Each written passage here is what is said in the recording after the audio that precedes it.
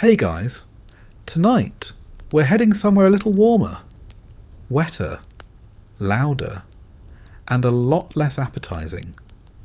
A place where food came out of cans, coffee came out of powder, and the jungle itself seemed determined to eat you first.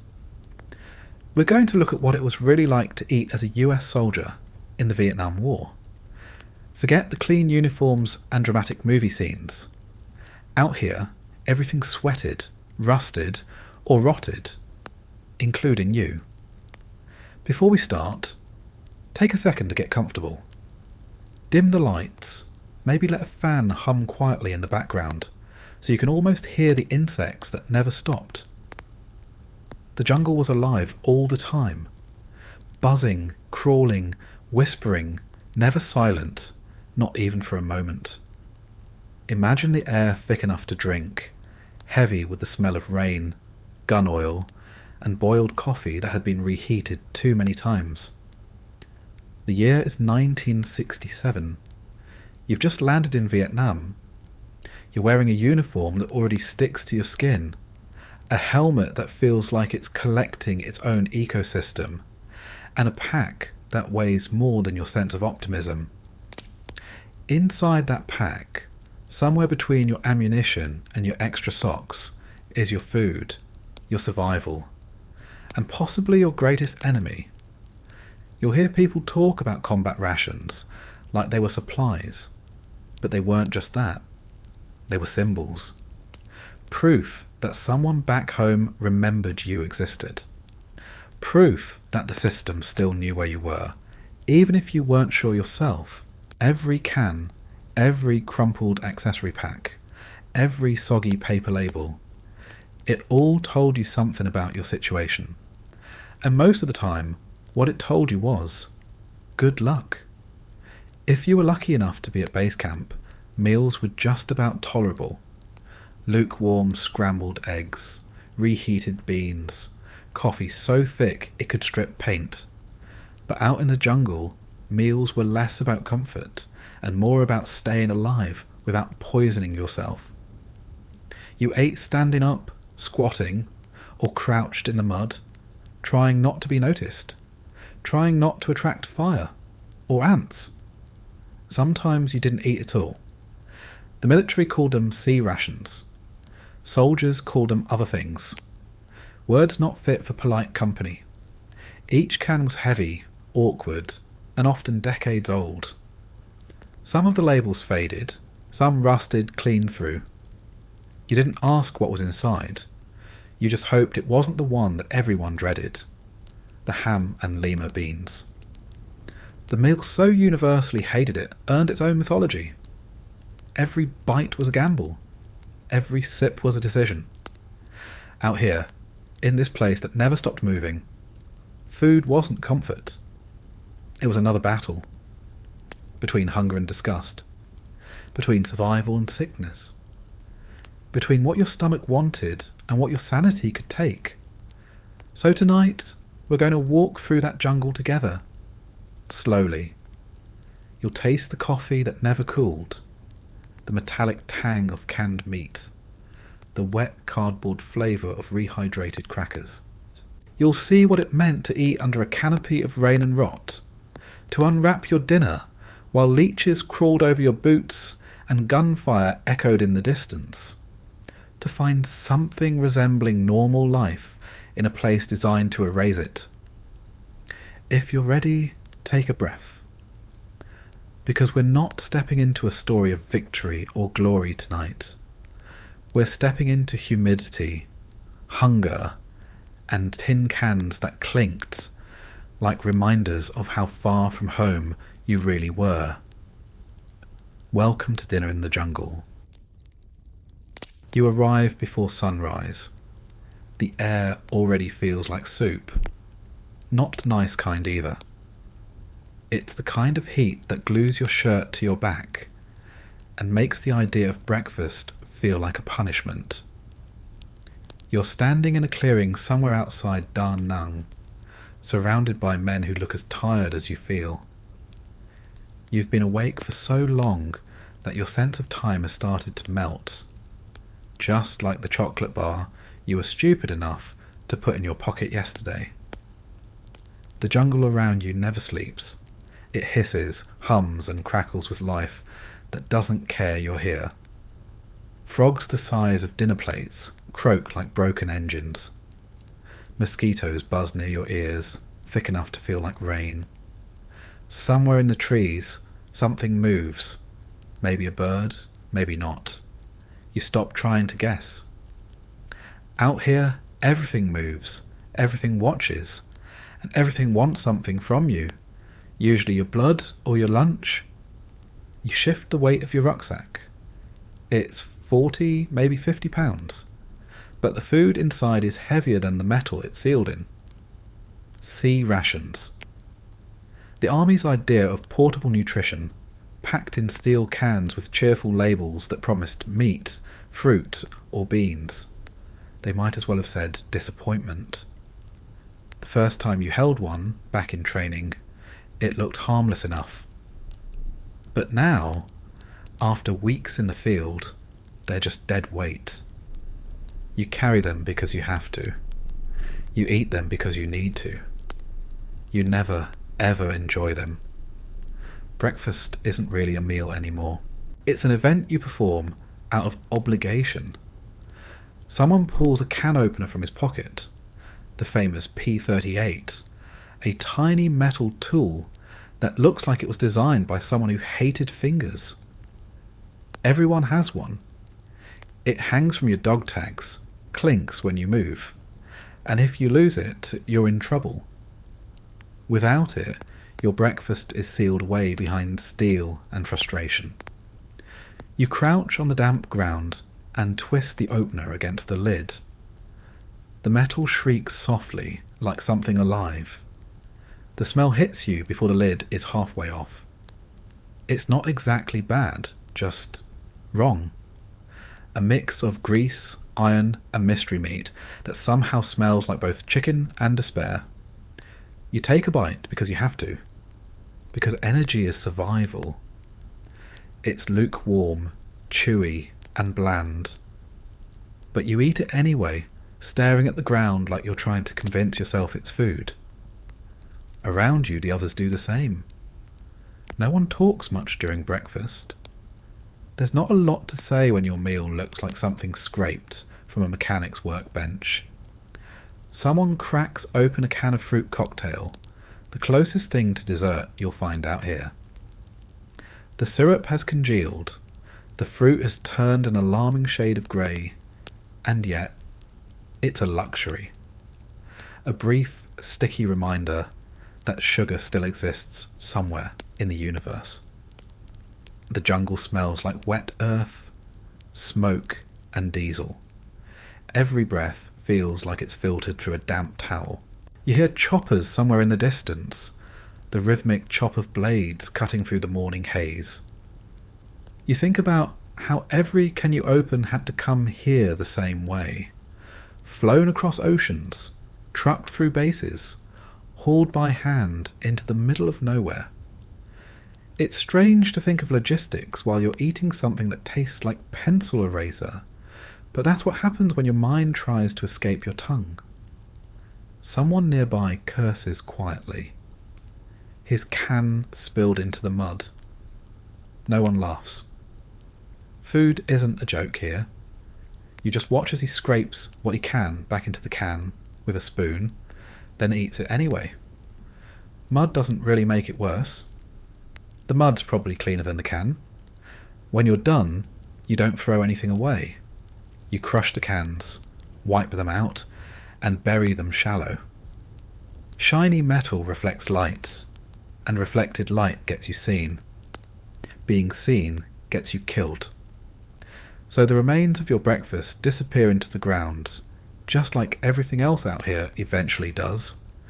The jungle doesn't care if you eat. It's too busy trying to reclaim everything. Food, boots, men. It all goes soft, mouldy, or missing sooner or later. There's no such thing as clean. You could scrub your hands raw, and they'd still smell faintly of iron and smoke. You get used to it. or you pretend to. The line between those two things blurs quickly.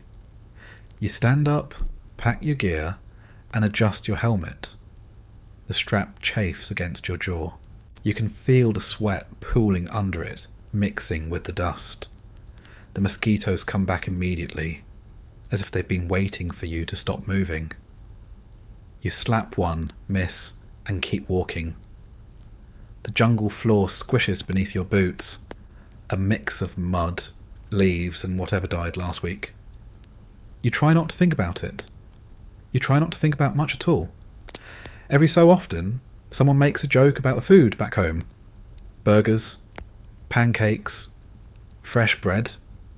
It always starts light, then dies out fast. Talking about real food just makes the canned stuff taste worse.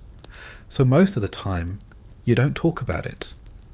You focus on what's in front of you. The green, endless wall of vegetation, the sweat running down your spine, the sound of your own heartbeat. It's strange how much you start to crave texture. Not flavour, just texture. Crunch. Crispness. Something that doesn't dissolve into paste or metallic tang. Out here, everything is soft. The ground, the air, even the food. You start to dream about chips, about apples, about anything that breaks when you bite it. But all you get are cans, spoons, and the same grey mass that keeps you alive. When it rains, and it always rains, the world turns into a swamp.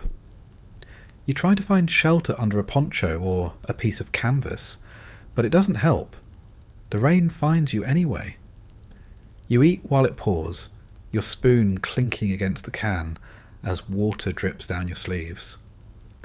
The sound of the rain hides the sound of everything else. Sometimes that's a blessing. Sometimes it isn't. The jungle smells different after the rain. Fresher, but not cleaner. Like everything just woke up again. You can hear insects crawling over the cans you just buried. You pretend not to. Out here the line between food and waste is thin. The ants don't care which side it's on. By midday, the heat turns brutal. Your canteen water is warm. Your rations heavier. Your stomach reluctant. You stop caring what time it is. Time doesn't mean much when the sun barely breaks through the canopy. You could be eating breakfast or lunch or something in between. It all blurs into one long meal you never wanted. If you're lucky, there's coffee.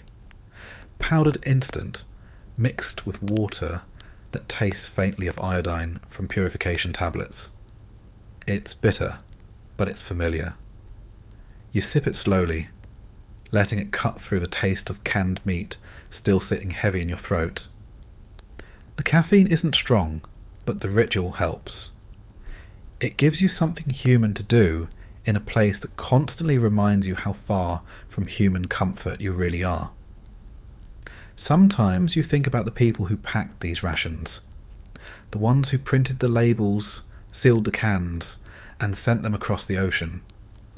You wonder if they had any idea where they'd end up, if they could smell the diesel and rot, feel the heat pressing against their lungs, hear the insects crawling under their boots. Probably not. You imagine them in a warehouse somewhere in California, surrounded by neat rows of cans, fluorescent lights humming overhead. The food might have looked almost appetizing there. The day stretches. The jungle hums. You keep moving. The rations jingle softly inside your pack, like dull reminders of obligation. You'll eat again later, probably the same thing, maybe a different label. It won't matter. The meals don't mark the day. They just fill the space between exhaustion and alertness.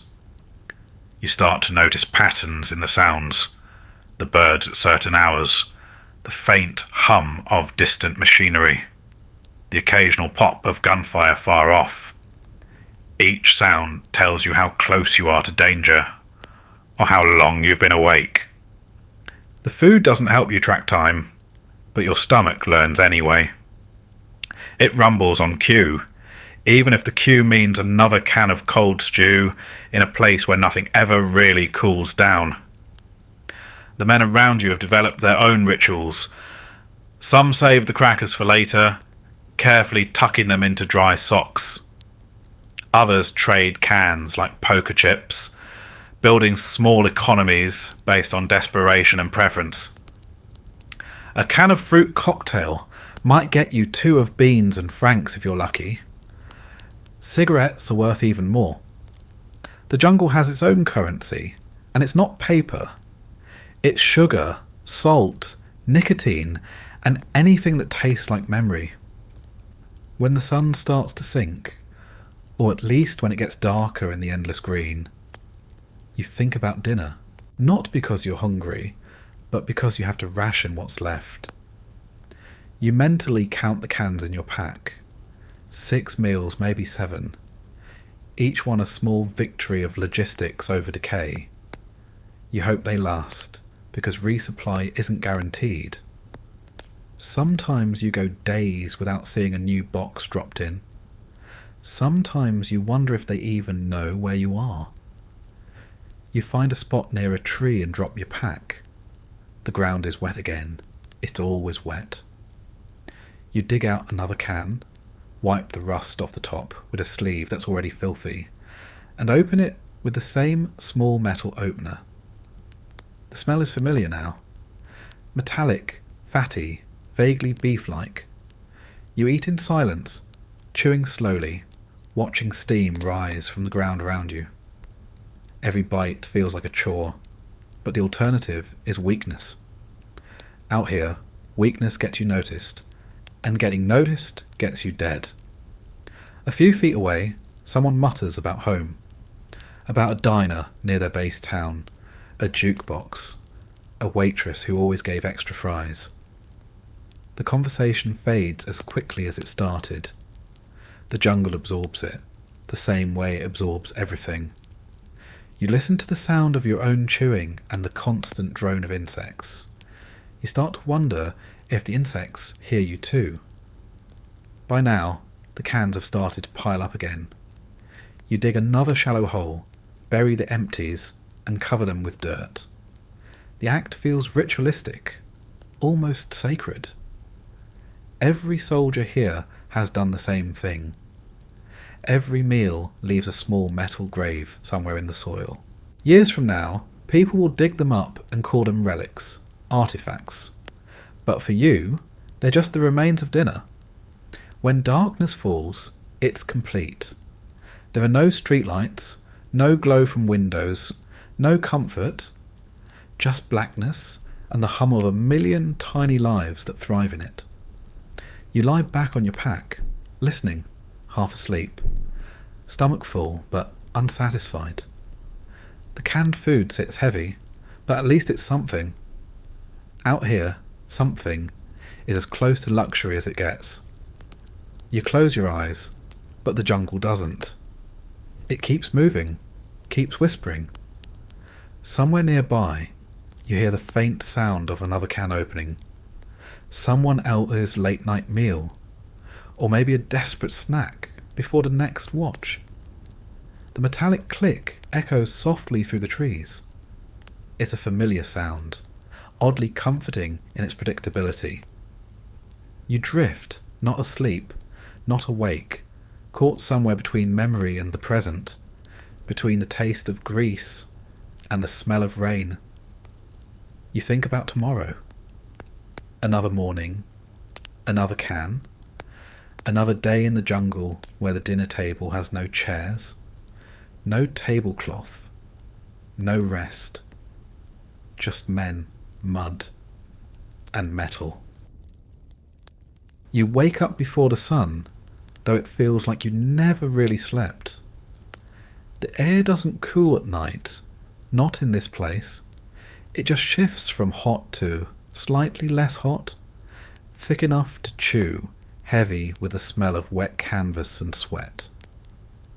The sound of insects fades only to make room for the distant clatter of boots, the low murmur of voices, and the metallic ping of tin cups against mess trays. Somewhere, coffee is boiling, and you can smell it before you even open your eyes. Breakfast in Vietnam doesn't begin with hunger.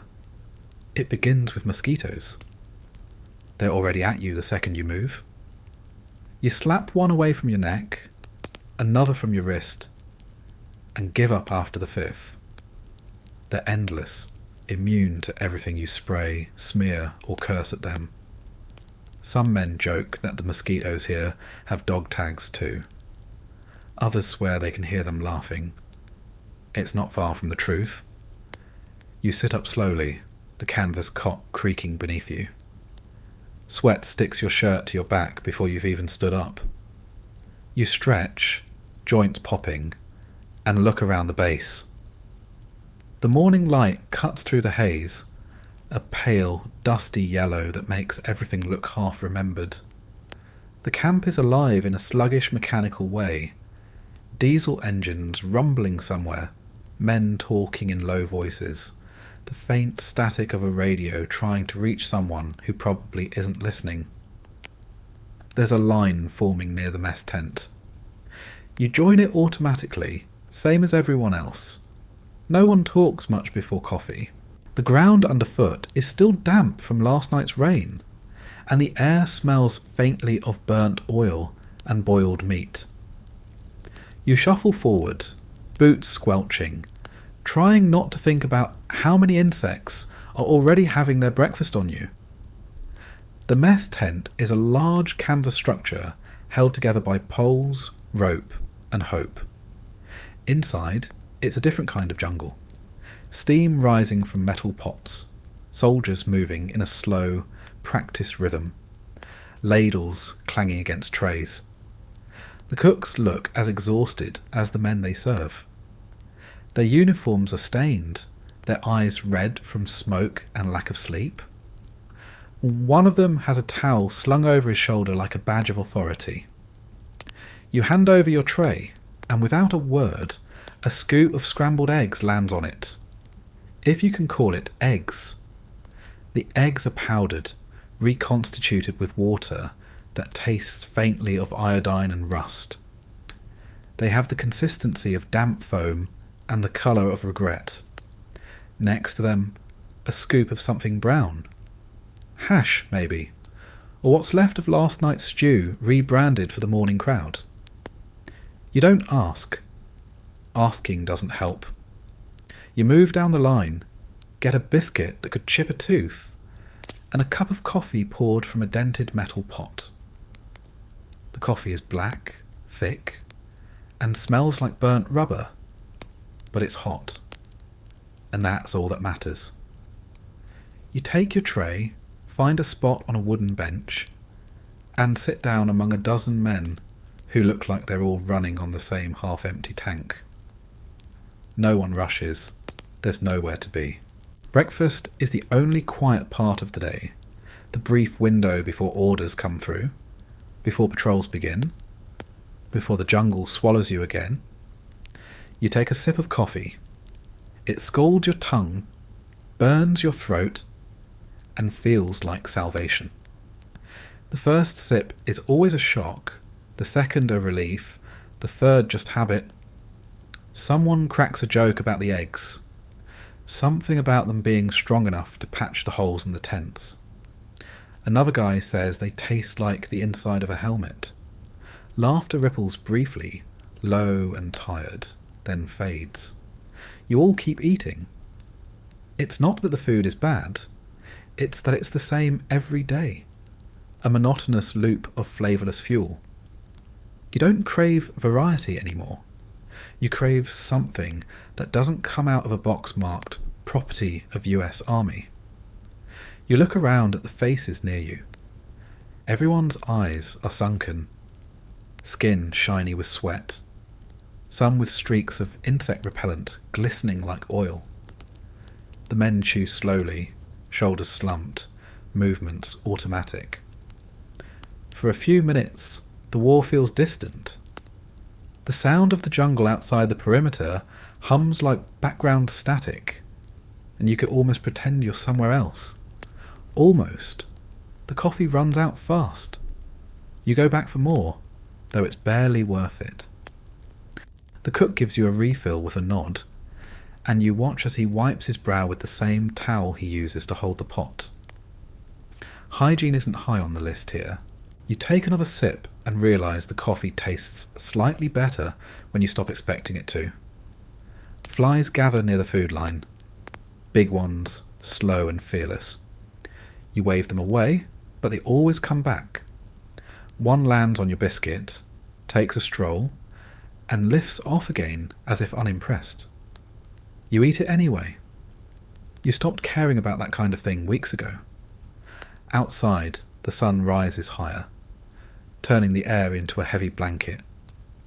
The smell of diesel gets stronger as trucks start up, and somewhere nearby, someone's already cleaning their rifle.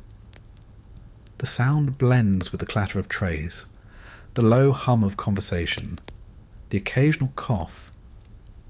It's the sound of morning here, not roosters or church bells, but engines, metal, and tired men pretending they still have energy. Every so often, a helicopter passes overhead. The wind from the blades kicks up dust and grit that settles on everything. Your tray, your coffee, your hair. You keep eating anyway, grit between your teeth, coffee turning into mud. You tell yourself it adds texture. The food doesn't fill you up, not really. It just quiets the noise in your stomach long enough to get you through the next few hours. You know you'll be hungry again by mid-morning, but there's no point thinking about it. Hunger has its own schedule here, and it rarely aligns with meal times. Across the tent, someone's reading a letter from home, lips moving silently as his eyes trace the words. You can see the faint smile that flickers for a second, then fades. Another guy stares at a photo tucked inside his helmet, pretending he's just checking the strap. Everyone has their own little ritual before the day starts. For some, it's the letter. For others, it's the cigarette that follows breakfast, the first drag cutting through the taste of powdered eggs. You light one too. The match flares bright against the dull morning light, and the smoke curls upward, mingling with the steam from the kitchen. The cigarette tastes like home, even if you can't remember what home smells like anymore. For a moment, you just sit there, watching the smoke disappear, listening to the distant rumble of trucks heading out. The officers eat in a separate area, closer to the command tent. Their food isn't better, just served with a little more dignity. Maybe a tablecloth if someone's feeling fancy. Maybe actual chairs instead of benches. But the taste is the same. Everyone here eats the same dust, breathes the same air, drinks the same lukewarm coffee. Rank doesn't protect you from the smell of wet socks and burning fuel. When you finish eating, you rinse your tray in a bucket of water that hasn't been changed since yesterday. The water's cloudy, floating with bits of scrambled egg and ash. You dip it once, shake it off, and call it clean. The cooks will use the same bucket again for lunch. Back outside, the light is harsh. The jungle glistens at the edges of the base, a wall of green that seems to breathe. The heat has weight now. It presses down on you as you pull on your gear, tighten your straps and check your weapon. The faint buzz of insects never stops, and you know the moment you step past the perimeter, they'll swarm your face like they've been waiting just for you. A sergeant walks by, clipboard in hand, barking out names. The spell of breakfast breaks. Men start moving, clearing trays, gathering packs. The lazy rhythm of morning gives way to the slow machinery of duty. The camp hums louder now, engines revving, radios crackling, boots thudding against dirt. You glance back at the mess tent one last time. The smell of food lingers in the air, heavy and sour. In a few hours it'll be lunch, The same tent, the same line, the same food reheated and renamed. Stew becomes hash. Hash becomes surprise. The names don't matter. It all ends up tasting like iron, grease, and heat. As you step away, the mosquitoes come back in force. They find every bit of exposed skin, and you slap at them half-heartedly. You've learned that fighting them is pointless. They always win. Someone nearby mutters that they should have drafted the mosquitoes too. They'd have cleared the jungle faster than any platoon. No one laughs loudly, but a few smirks break through the fatigue. Humour's the only seasoning left. You pass by the waste pit, where yesterday's leftovers steam faintly in the sun. The smell is awful. A mix of rot, sour milk, and something chemical. A couple of dogs from a nearby village linger around the edge, tails wagging nervously. Even they seem to think twice before scavenging. You look away. You've seen enough things rot out here, no reason to add breakfast to the list. By the time you reach your post, the coffee has worn off. The fatigue seeps back in, slow and steady, like the humidity itself. You wipe your face with a sleeve and taste salt. Sweat, coffee, and the faint tang of repellent. It's a flavour that sticks with you all day. In the distance, a few men are heating more water over a small stove made from a cut-down oil drum. They'll make another pot of coffee, maybe boil some canned sausage for the guys heading out on patrol. You watch the steam rise, curling into the thick morning air. It's strangely comforting, that sight. Proof that for all the chaos, some routines survive. The sound of the jungle grows louder again. Birds, cicadas, the distant rustle of leaves. It's almost hypnotic. You take another drag of your cigarette, stub it out in the dirt, and shoulder your rifle. Breakfast is over. The day has begun. As you walk toward the edge of the base, you pass a pile of empty coffee cans stacked neatly beside a tent. They glint dully in the sunlight, tiny mirrors reflecting a world that's too bright, too wet, too alive. You wonder how many of those cans you've emptied since you got here. How many more you'll go through before you leave. You reach the perimeter, where the sandbags are damp and the air smells faintly of gun oil. A corporal nods as you pass. He's chewing something. Maybe gum, maybe just to keep his mouth busy. His uniform is dark with sweat, same as yours. You both look out at the same jungle, the same endless green. Somewhere in there, breakfast means something else. Rice, maybe? Fruit? Real food. But for you, it's powder, grease and coffee that tastes like carbon. The day stretches out ahead, long and uncertain. You can still feel the weight of the morning meal sitting in your stomach. A dense reminder of necessity without pleasure. You know that by noon it'll be gone, burned up by heat and effort, replaced by hunger and the same quiet anticipation of another can, another scoop, another repetition of survival. A helicopter passes overhead again. The sound rattles the air, and for a moment the dust rises, catching the light like mist. You look up, squinting, and watch it fade into the distance. Then the noise is gone, and you're left with the hum of the jungle, the bite of mosquitoes, and the fading taste of bitter coffee on your tongue. Breakfast at base camp isn't comfort, it's rhythm. The same as breathing, or blinking, or waiting. It's the start of another day in a place that eats days for breakfast. The box arrives looking harmless. Brown cardboard, stamped in black ink, the letters already smudged from humidity. It says meal, combat, individual. The army calls it the C-ration. You call it a gamble. Inside that box is the rest of your day's appetite, sealed in tin, packed with practicality, and stripped of anything resembling flavour. Each one weighs about as much as a brick, and somehow tastes heavier. You cut the tape, unfold the flaps, and there they are. 12 cans and a handful of extras. The contents look like a factory's attempt at optimism. There's a main course, a side, a dessert, a packet of crackers that could double as armour plating, and a small accessory pack containing gum, instant coffee, sugar, salt, matches, and a thin sheet of toilet paper that feels more like a suggestion than a tool.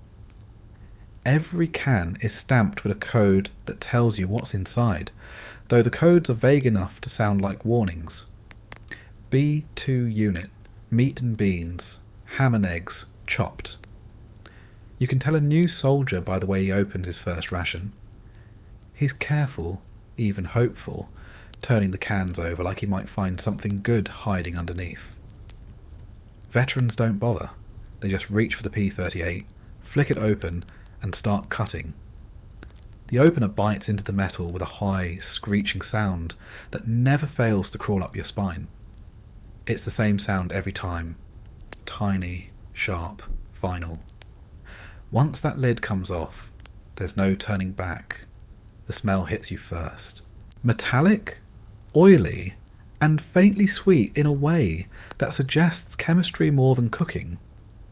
Some cans hiss when opened, a small puff of air escaping like the sigh of a disappointed chef. You stare into the greyish contents, trying to decide what animal it used to be. If you're lucky, you'll get something that looks vaguely familiar. If you're not, well, mystery meat is a genre all its own. Ham and lima beans. The combination everyone talks about, mostly to curse it. The colour is off, the texture worse, and the smell somewhere between cat food and heartbreak. The beans disintegrate into paste, the ham floats in grease, and yet you eat it anyway. Hunger doesn't argue. Every unit has a ritual for dealing with the worst cans. Some men trade them away, others bury them without opening. A few brave souls fry them in a pan with a dash of hot sauce they've carried for months. They swear it helps. It doesn't. You remember when you first heard the word ration? It sounded organised, disciplined, efficient, like something an army would do well.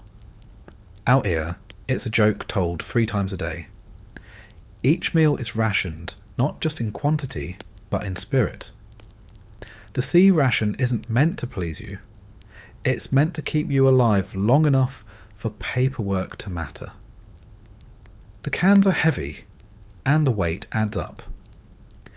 Every man in the field carries several, stuffed into rucksacks, pockets, or tied with string to web belts.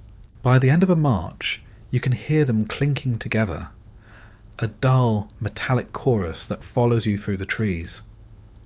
Some men remove the labels to save space. Others leave them on for comfort, the tiny printed words the last link to something resembling civilization. You take out the can marked beans and frankfurters in tomato sauce.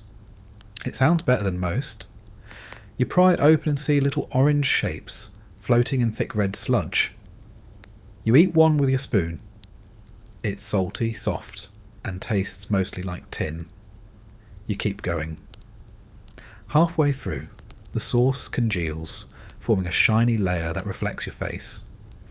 You close the can and move on to dessert. There's always dessert, though the term is optimistic. Fruit cocktail, apricot, pears. Sweetness trapped in syrup that has turned the core of old brass. You take a bite and feel the sugar coat your tongue. It's too sweet, but you keep eating because it's the only thing that tastes alive. The fruit sticks to your teeth, the syrup drips down your chin, and for a few seconds you almost forget where you are. You wash it down with instant coffee mixed in your canteen cup. powder doesn't dissolve all the way, forming a thin film that looks like motor oil. You stir it with the handle of your spoon until it's close enough to drink. The heat is comforting, even if the taste isn't. You sit there, cup in hand, steam curling upward into the wet air, thinking about how every meal here feels like an experiment in endurance. Someone nearby cracks open a different can. The sound is identical to yours. It's the soundtrack of the war. Metal tearing, coffee boiling, a faint clink of spoons against steel. Conversation drifts lazily through the air. Someone complains about the beans.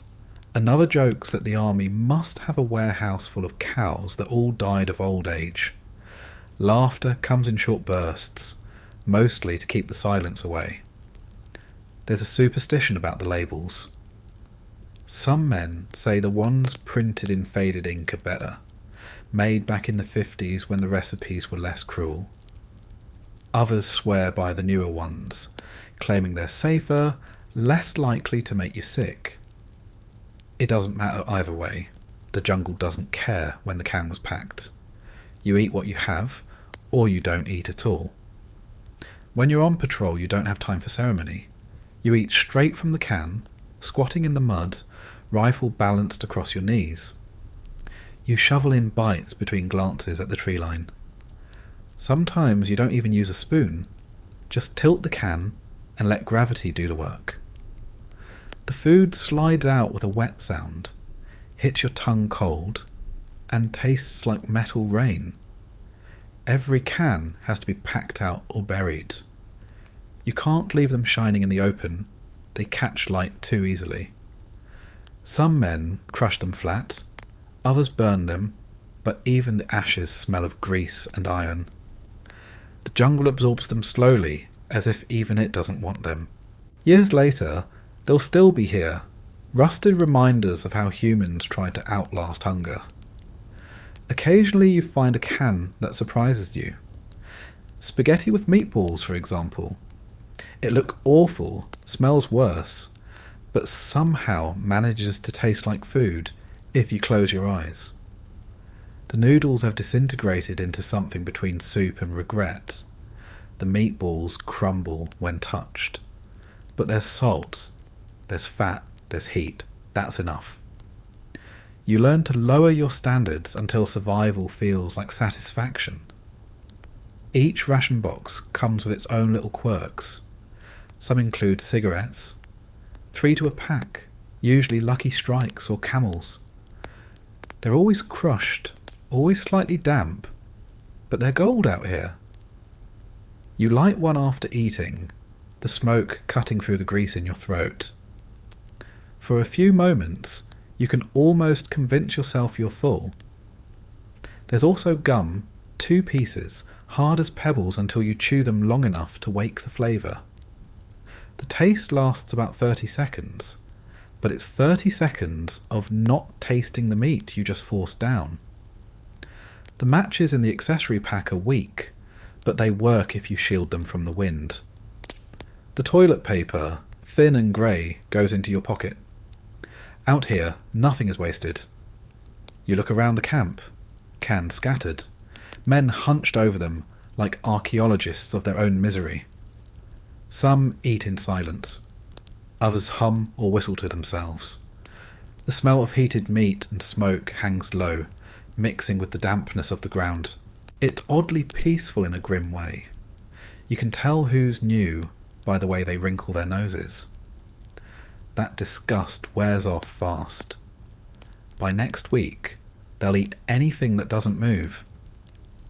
You think about the people who designed these rations back home. Nutrition experts, chemists, bureaucrats. They calculated calories, protein, shelf life. They probably felt proud of the efficiency, the science behind it all. They never had to eat it in the rain, kneeling in mud that smells like decay.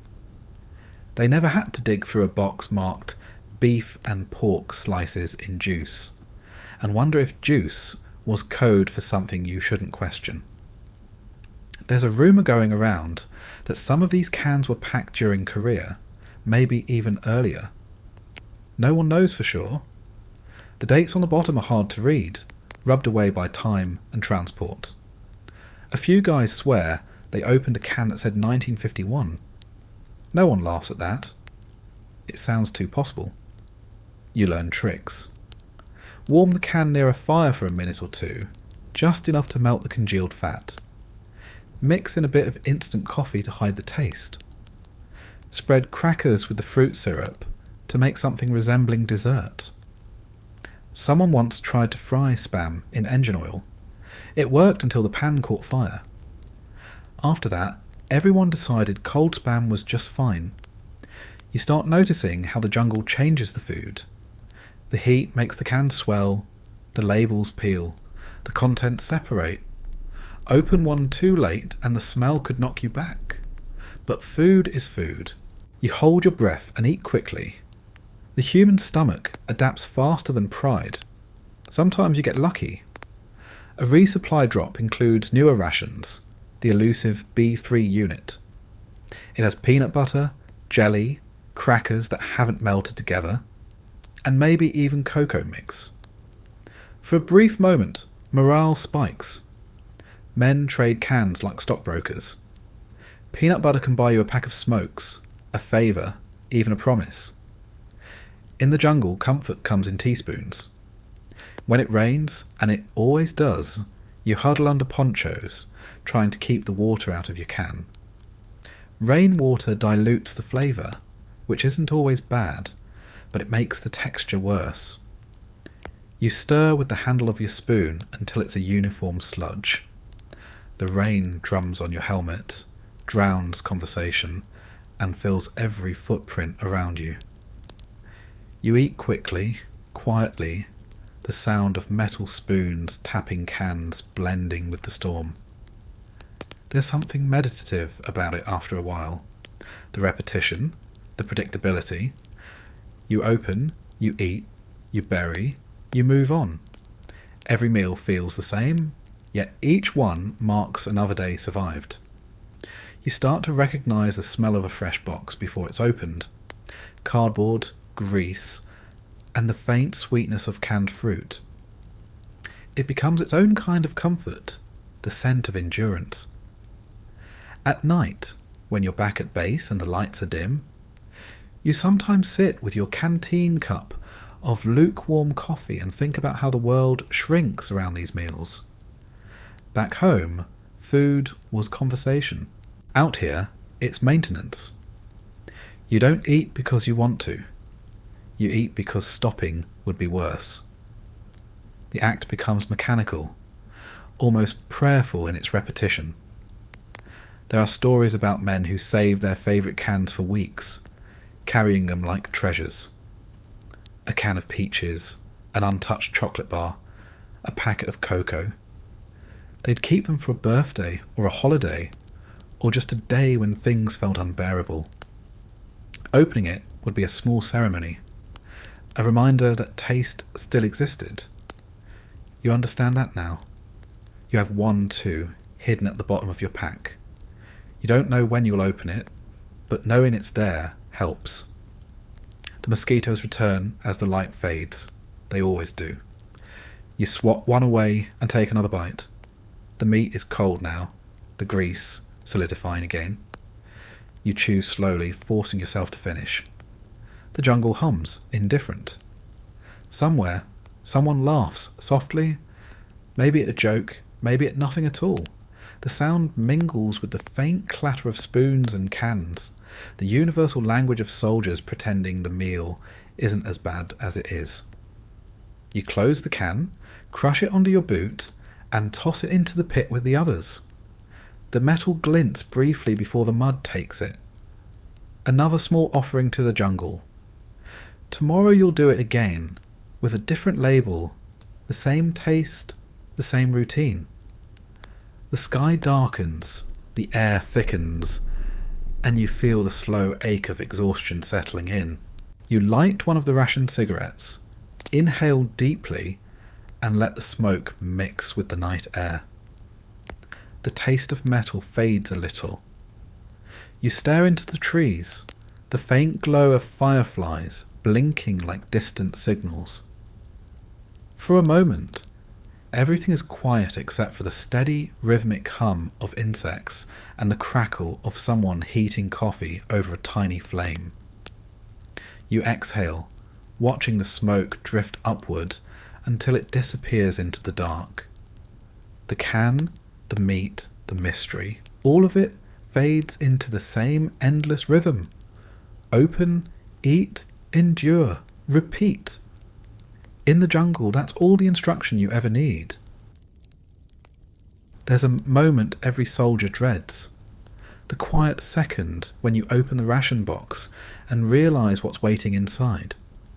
The label doesn't lie, but it still feels like a betrayal every time you see the words printed there in faded black ink. Ham and lima beans. Even the name feels heavy. It doesn't sound like a meal. It sounds like a punishment. Like the army ran out of ideas somewhere between edible and unforgivable, and decided to combine the two. You hold the can for a second, reading the label as if maybe this one will be different. It never is. Every unit has at least one can of it. It's like a bad joke that keeps getting retold. You've heard the stories. Everyone has. The veterans talk about ham and lima beans like it's a curse. Some claim it ended friendships. Others swear it started fights.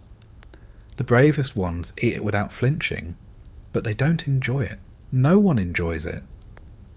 The can might as well come with a warning label, "Abandon hope, all ye who open here."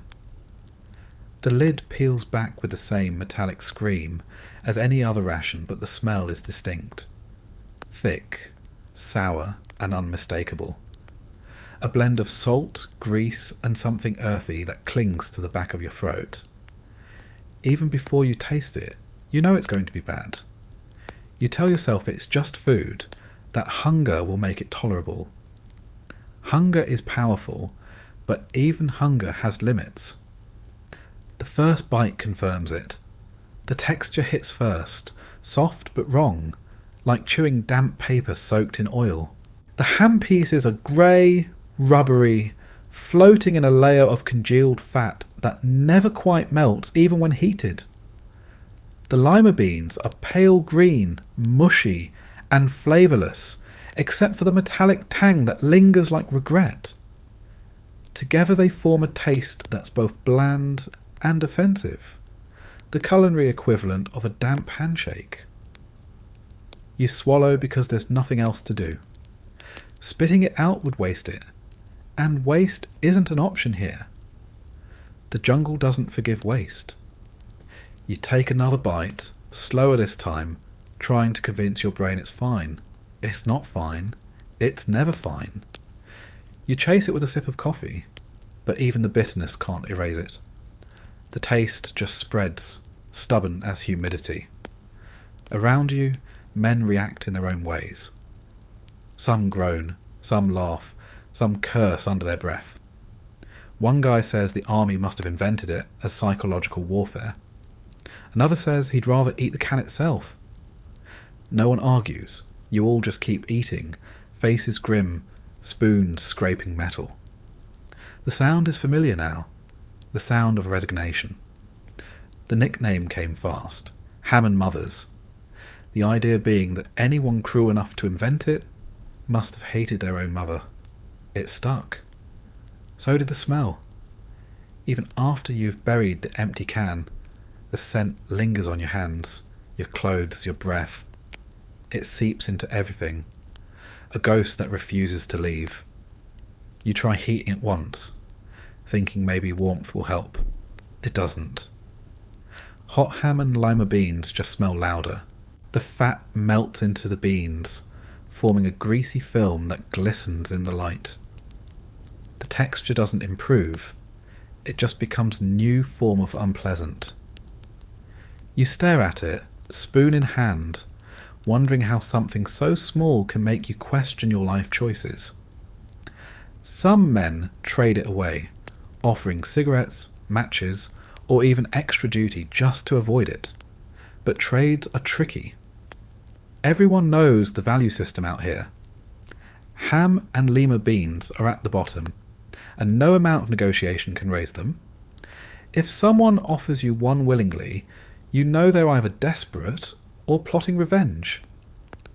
There's a story about a private who buried every can he got, dug a hole behind his tent, lined it with palm leaves, and made a small graveyard of unopened rations. Someone found it weeks later when the ground started to smell. They say the odour was so bad it made the cook gag. The private got kitchen duty after that. His punishment? Opening cans of ham and lima beans for everyone else. You learn to recognise the can by touch. Even in the dark, even soaked in rain, you can tell. The way it sloshes. The slightly heavier feel from the layer of grease inside. The unlucky ones try to hide it at the bottom of their packs, hoping someone will grab it by mistake during a quick meal break. That trick only works once. After that, everyone checks before opening. Some soldiers get creative. They mix it with instant potatoes, add hot sauce, crumble crackers into it, anything to change the texture. The result is always the same. You can't disguise that taste. It's like the jungle. Always there. Always stronger than you. One guy tried mixing it with fruit cocktail once, swearing the sweetness would help. It didn't. It just created something worse. No one talked to him for the rest of the day. When supplies run low, the cans you once buried become tempting again. You dig them up, scrape off the mud, and pretend maybe this time you'll manage. Hunger does strange things. You tell yourself it's just meat and beans, basic food, nothing special. But every spoonful feels like a dare.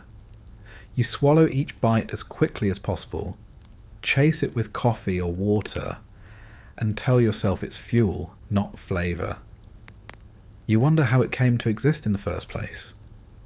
Somewhere, far from the jungle, a team of nutritionists and bureaucrats must have sat around a table testing combinations. Maybe they thought it would be hearty, filling, efficient. Maybe they didn't test it at all. Maybe someone just looked at a chart and said, "Ham's good, beans are good, problem solved." And now, years later, you're sitting in the mud, paying the price for their optimism. The army insists every ration provides the perfect balance of nutrients. Protein, fat, carbohydrates. All the essentials for a fighting man. They never mention the psychological damage. There's nothing in the manual about morale or the slow erosion of your will to eat. Out here, nutrition means survival, not satisfaction. You eat what you're given and pretend it's enough. Even the insects seem to know better.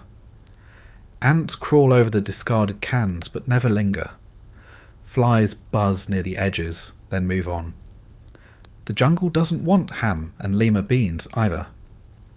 It sits in the dirt, untouched, until the rain turns it into sludge. Somewhere there's a pile of cans rusting quietly under the ferns, each one a small monument to collective suffering. You've heard of soldiers writing home to complain about it. Letters that start with jokes and end in quiet despair. "If you love me," one wrote, "send anything that doesn't have beans." Families back home sent care packages with chocolate, jerky, crackers, little reminders that food could taste like something again. Those packages were treasure. You rationed them more carefully than ammo. But no matter how many care packages came, the ham and lima beans always came too. They arrived in bulk, stacked high in warehouses, loaded onto trucks, airdropped into clearings. They followed you everywhere, like a curse packed in tin. The military could lose coordinates, maps, even men, but somehow they never lost track of these cans. Over time, The smell becomes part of the landscape. You associate it with the jungle itself, with heat, with rain, with the dull ache of another meal you didn't want. You start to think maybe it's not the food that's bad, it's you. Maybe your taste buds have just given up, gone on strike. But then you watch a new guy open one. Watch his face shift from curiosity to disbelief to horror. And you know it's not just you. It's universal. The running joke is that ham and lima beans could end wars on their own. Drop enough of them on the enemy, and they'd surrender out of pity. Someone even suggested using the cans as weapons, since they're heavy enough to hurt and demoralising enough to finish the job. It's a joke mostly, but only mostly. When the day's done and you're back at camp, the memory of the taste lingers. No matter what else you eat, you can still feel it coating your tongue. You brush your teeth with a ration toothbrush, swish iodine water, smoke a cigarette, and it's still there. You start to think it's not just food anymore. It's an experience, one that gets into your bones. Years from now, veterans will still talk about it, at reunions, in interviews, in half-joking stories told over beers. You remember the Hammond mothers, someone will say, and everyone will groan, laugh, shake their heads. It'll be a shared memory, a shorthand for everything that was wrong and absurd and unforgettable.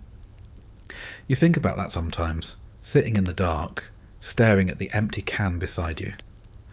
You wonder how something so small, so ordinary, became legend. Not because it was special, but because it was universal. Every man who ate it shared the same look, the same sigh, the same quiet understanding. You were all in it together, bound by grease and green beans. You pick up the can, crush it flat with your boot, and toss it into the pit. The sound it makes is final, satisfying in a small way. Another can down, another day done. Tomorrow maybe you'll get something else. Maybe beef stew, maybe spaghetti. But you know the ham and lima beans are still out there, waiting in another box, printed with the same tired words, ready to break the next man who opens it. You lean back, listening to the insects hum in the darkness. The smell still lingers in the air, faint but persistent. Somewhere nearby, someone mutters about the food, his voice low and resigned. You smile without humour, because you know exactly what he's talking about. Out here, everyone does. You close your eyes, the jungle still buzzing around you, the aftertaste still clinging to your mouth. The night presses in, thick and damp, and you think about how the worst meal you've ever had somehow became one of the things you'll never forget. Not because it was nourishing, not because it was good, but because it was the one thing the war gave you that felt truly eternal. The ham and lima beans didn't just fill your stomach, they filled your memory too. And out here that's almost the same thing. You still remember the first time someone handed you one. It looked like nothing, just a scrap of folded metal, small enough to lose between your fingers, sharp enough to draw blood if you weren't paying attention.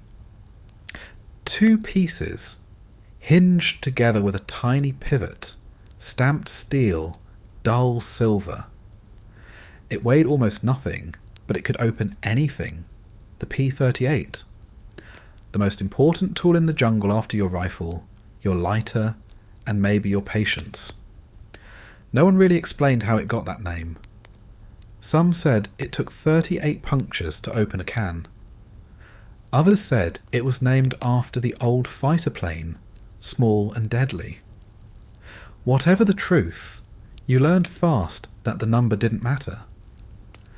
What mattered was that it worked, most of the time anyway. It came attached to your dog tag chain hanging like a badge of initiation. A little rectangle that dug into your chest whenever you ran, clicking softly as it hit the tags. You could hear it even in your sleep, that faint metallic tap against your skin. The sound became background noise, a reminder that somewhere in the near future there'd be another can to open, another meal to survive. At first glance, the P-38 didn't look capable of much. But once you'd been out here long enough, you realised it was a kind of magic. You could dig with it, pry with it, tighten screws, scrape carbon off your rifle bolt. Some men swore you could perform surgery with one, though hopefully not after lunch. It wasn't elegant, but nothing in this place was. You learned the ritual quickly. Hold the can in your left hand, the opener in your right, hook the little tooth under the rim, and twist downward with your thumb until the metal punctures. Then you start walking the blade around the edge, one bite at a time, 40 little cuts to freedom. The motion became mechanical, the rhythm oddly satisfying. The metal screamed, the lid lifted, the smell hit, and you braced yourself. It always hurt your thumb. The handle was too small, the edge sharp enough to leave tiny red marks that turned into blisters after a few days. You'd wrap a rag around it, or a bit of tape if you had some, but the pain still came. Everyone had the same small crescent-shaped scar across the base of the thumb, a kind of field tattoo that marked you as someone who'd opened too many cans in too many places. When you were new, you cut yourself once or twice, the blade slipping against wet metal, slicing your knuckle open. You'd wrap it with a strip of gauze, maybe pour some iodine on it if you had any, then go right back to eating. Out here, there wasn't time for squeamishness. A cut was a cut. You learned to keep your hand steady, your movements slow, your expectations low. You saw men use their P-38s for everything except what they were designed for. One guy used his to carve initials into his rifle stock. Another filed the edge down to make a miniature knife. Some tied them to strings and wore them as good luck charms. Others lost them and spent the rest of the day begging to borrow one. No one ever refused, but they didn't hand it over lightly. Out here, losing your opener was worse than losing your spoon. Without it, your next meal stayed locked away behind half an inch of army-issue steel. There was a rhythm to the noise. You could tell who'd been in country longest by how they handled it. The new guys attacked the can, impatient, loud, reckless. The veterans moved slowly, methodically, the blade making a steady clicking sound. Puncture, twist, shift, repeat. It was almost soothing. In a world where everything was uncertain, the sound of a can being opened was something you could count on. When you weren't using it, the P-38 folded flat, the blade pressed against the handle with a faint snap. It looked harmless, almost delicate. You could slip it into your pocket and forget it was there until you needed it again. But when you did, it always felt like rediscovering an old friend. Sharp, dependable, a little rough around the edges. You kept it clean because you had to. The hinge rusted easily. And once it seized, you might as well be trying to open your can with a rock. So after every meal, you'd rinse it with a splash of water, dry it on your pant leg, and flick it closed. It became part of your routine, like brushing your teeth, if you still bothered to. There were other openers in the world, bigger ones, fancier ones with handles that didn't bite into your skin. But out here, the P-38 was perfect because it was small. It didn't take up space or weight, two things no one could spare. You carried it like you carried your sense of humour. Quietly, carefully, trying not to lose it in the mud. You'd see it everywhere. Hanging from dog tags, tied to bootlaces, dangling from zippers. Sometimes you'd catch the flash of sunlight off one and mistake it for a signal mirror. Sometimes you'd see one lying in the dirt, half buried, forgotten. You always picked it up.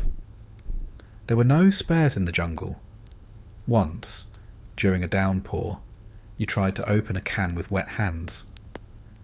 The opener slipped, skidded across the lid, and flew into the mud. You spent 10 minutes crawling on your knees, searching through puddles, cursing under your breath. When you finally found it, the blade was dull, the hinge caked with grit. You cleaned it with your sleeve and swore you'd never let it out of your sight again. You meant it. Everyone meant it once. Sometimes, late at night, you'd find yourself fiddling with it just to keep your hands busy. Flick it open, close it, open again. The motion was quiet, rhythmic, a kind of nervous tick you didn't realise you had. The sound was comforting in a strange way. It reminded you that there were still tools for small problems. For everything else, there were rifles and luck. You never saw where they came from. They just appeared, issued by the quartermaster, stamped with a code and a faint sheen of factory oil. You never met the person who designed it either. Whoever they were, they probably had no idea their creation would outlive them. The P-38 would make it home with you long after the rations were gone. It would end up in drawers, glove compartments, fishing tackle boxes. A tiny piece of metal that once opened cans in a place where nothing wanted to be opened. Some men carried theirs home, a souvenir small enough to fit in a pocket, heavy enough to carry memory. Years later they'd still have it, still flick it open just to feel that hinge move. Maybe they'd use it to open a can of soup, in a quiet kitchen somewhere, the sound echoing faintly of rain, mud, and distant helicopters. You think about that sometimes, staring at the little tool in your hand. It's scratched, stained, dull around the edges. The blade wobbles slightly from overuse, but it still works. It always works. You line it up against another can, press down, twist, and hear the familiar pop.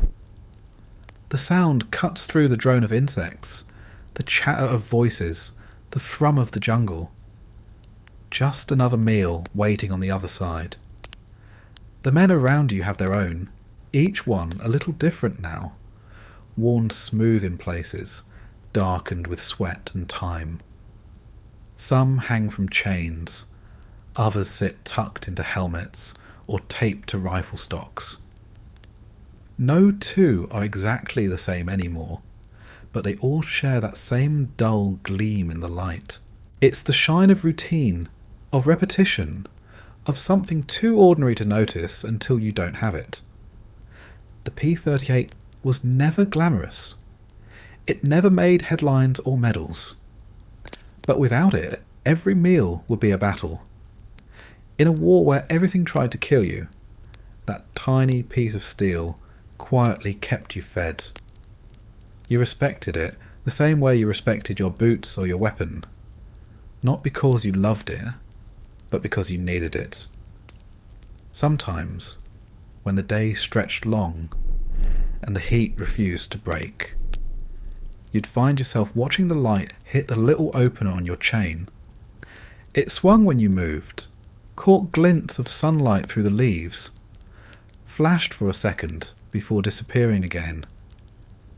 It was a small thing, but small things mattered out here. Small things kept you sane. You press the blade into another can, the metal groaning softly under pressure. The smell rises, familiar and unpleasant. You don't flinch. You've done this hundreds of times. The opener cuts clean now, practiced, precise. The lid peels back like it knows it's already lost. You wipe your thumb, close the blade, and hang it back around your neck. Another meal. Another scar. Another day still breathing. In the end, that's what the P-38 really did. It turned the impossible into routine. It took sealed metal and made it food, turned frustration into muscle memory, survival into habit. It was the smallest piece of gear in your kit and the one that lasted longest. When the rain starts again, you tuck it under your collar so it doesn't rust. You lean back, spoon in hand, the can steaming faintly in your lap. The jungle hums around you, 1,000 unseen things moving through the wet leaves. You eat slowly, each bite mechanical, each motion measured. Somewhere in the background, someone else opens another can. The sound carries through the trees. Click, twist, scrape, repeat. It's a rhythm you'll never forget. The rhythm of hunger and metal, of patience and pain, of living one more day. The rhythm of the P-38. You don't notice it at first. The jungle doesn't show its hunger right away. It waits. Quiet, patient, pretending to be just another backdrop while it slowly starts to eat everything you brought with you. Out here, nothing stays fresh. Not your food, not your clothes, not even your hope. The first thing to go is the smell. Every can, every wrapper, every box. They all start to carry the same damp scent, like paper that's been left out in the rain for a week. The cardboard boxes that hold the rations soften overnight, corners curling, tape dissolving into sticky threads. You open one and your fingers sink into the side instead of gripping it. The box feels alive, warm from the trapped humidity, already spotted with mould that blooms in fuzzy grey islands. Inside, the cans sweat. Tiny beads of moisture form on their sides, sliding down until they pool around the base. The metal darkens, the seams rust. The labels peel away, curling like dead leaves. You can rub your thumb across the print, and it smears into nothing, as if the jungle itself wants to erase any trace of where this food came from. You try to ignore it. You wipe the cans down with your sleeve, scrape the rust off with your knife, pretend it's fine. But you can smell the difference when you open one. That sharp, metallic scent replaced by something else. Something warm and sour. Like meat that's been left too long in the sun. You tell yourself it's just the air. The air here ruins everything eventually. Sometimes you open a can and the contents hiss. Not the usual soft release of pressure, but a hiss that feels wrong. Too alive. You hesitate for a second, wondering if that means gas, bacteria, or both. Then you remember you don't have a choice. You eat it anyway. You just do it faster, before you can think too much about what that hiss meant. The fruit goes first. The syrup turns from gold to brown. The peaches collapse into mush. The metal lid leaves a faint grey ring where it touched. You can taste it. That iron tang. That bitterness that clings to your tongue even after you swallow. You pretend it's nothing. But deep down, you know you just ate a little bit of rust. The meat cans are worse. The fat separates in the heat, rising to the top like a slick, opaque film. When you open them, it clings to your spoon, coats your fingers, your lips, the inside of your mouth.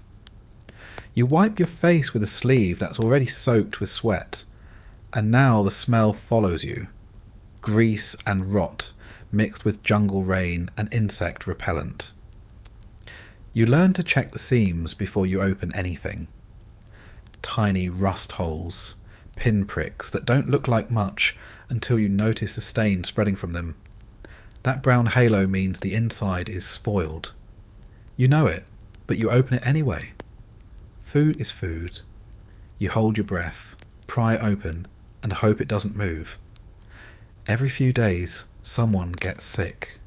Stomach cramps, fever, dizziness. You never know if it's the water, the food, or just the heat. It doesn't matter. You drink what you can, eat what you have, and keep working. Out here, sickness is just another part of the landscape, like the leeches or the mud. The jungle doesn't just rot your food, it goes for everything. Boots mildew overnight. Socks refuse to dry, no matter how many fires you build. Your rifle starts to rust along the barrel, even if you clean it twice a day. The air feels thick with it, a dampness that seeps into your skin and never leaves. The smell of decay is everywhere, sweet, heavy, constant. When you open a fresh box of rations from a supply drop, there's a moment of hope. The cardboard is still crisp, the cans still clean, but within hours the heat finds them. You can almost hear the jungle working on them, breaking them down piece by piece.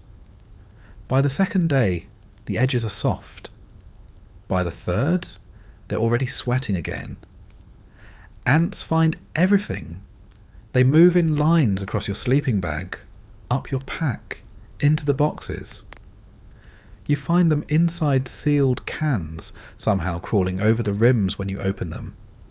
Flies too, the big green ones that shimmer in the light.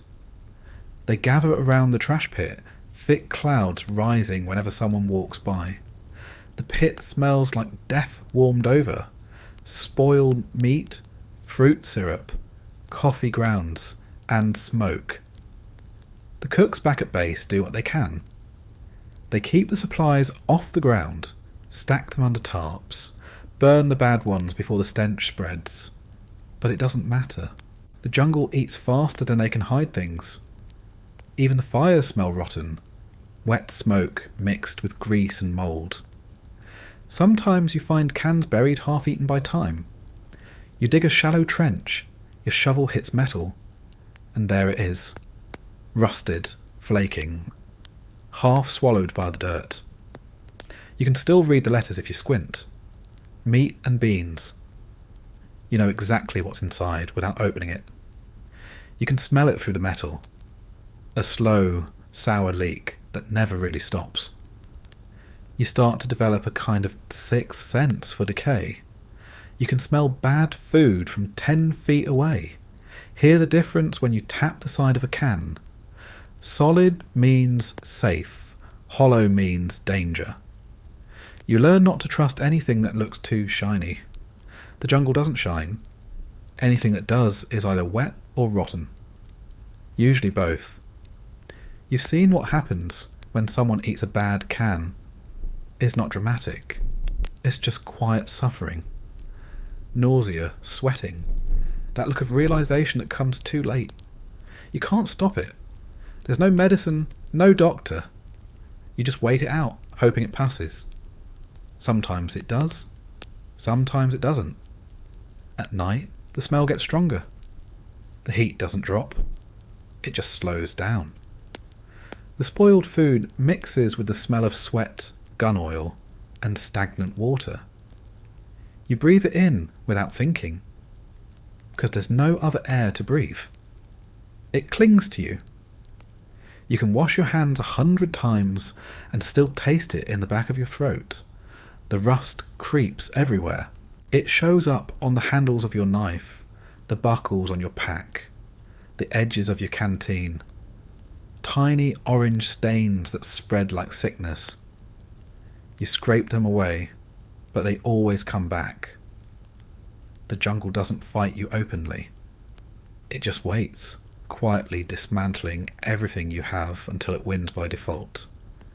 Sometimes, when you can't sleep, you look around and realise how much has already turned. The cans, the crates, the gear, everything looks tired, softened, used up. Even the ground looks like it's breathing, damp and restless. You start to understand why the locals move lightly, why they never leave anything out. They have lived long enough to know the jungle keeps a tally. The insects come for the leftovers. They crawl through the discarded cans, licking at the fat that's hardened around the rims. You can hear them if you listen closely. A faint crackling sound, like rain on leaves. The firelight catches their shells. Flashes of green and gold. You try not to watch. You try not to think about how they'll move on to the next can when they're done, and the next, and maybe eventually to you. Everything here rusts or rots, but the two aren't separate. They're part of the same process, the same quiet undoing. The jungle doesn't destroy violently, it reclaims. It takes your food, your tools, your skin, and folds them back into itself. One day you're eating from a can, and the next day the can is half buried, the label gone, the jungle pretending it was never yours. You get used to the sight of mould. It blooms overnight on bread, on cloth, on your own gear. Blue, green, black, white, soft patches that grow in silence. You stop brushing them off after a while. You just avoid touching them. You tell yourself they're harmless. You stop believing your own lies somewhere around week 3. The humidity makes you forget what dry feels like. Your hands are always damp, your food always slick, your clothes always clinging. The air feels alive with moisture, heavy enough to chew. You can't tell if you're sweating or if the jungle is simply exhaling on you. You start to think maybe it's both. The sound of rusting metal becomes background noise. You can hear it in the nights when everything else goes quiet. The slow settling of cans, the faint creak of damp steel. It's not loud, but it's constant, like the heartbeat of the place itself. Every day it gets a little worse, and you stop trying to fight it. You just watch. The food rots faster when it rains, but it also seems to rot faster when it doesn't. The heat cooks it inside the can, slow and cruel, until the contents separate into layers of oil, paste and despair. You open one, and it smells like old pennies and dead things. You hold your breath, take a bite, and swallow before your brain catches up. The jungle eats slow, but it never stops. You can feel it on your skin, under your nails, between your teeth. You can taste it in every bite, that faint edge of metal and mildew that reminds you who's really in charge here. You think about home sometimes, about the smell of bread, about clean air and cold milk. Those memories feel distant now, almost fictional. You finish your meal, wipe the can clean, and bury it like you always do. The earth accepts it without complaint. In a week, the spot will be covered with moss. In a month, you won't be able to find it again. The jungle doesn't need evidence. It remembers in other ways. Rust on your hands, rot in your stomach, a smell that never leaves. When you look around, everything glistens. Not from light, but from decay. The leaves shine with moisture, the cans with corrosion, the faces of the men with sweat. It's all part of the same slow process, the same quiet digestion. You're just another ingredient in the jungle's endless meal. And as you sit there, spoon resting on the rim of a half-eaten can, the smell of rust and rain mingling in the air, you finally understand what no briefing ever said out loud. Out here, nothing lasts. Not metal, not food, not you. The jungle doesn't just surround you. It eats you piece by piece until you taste like everything else. Morning comes in pieces.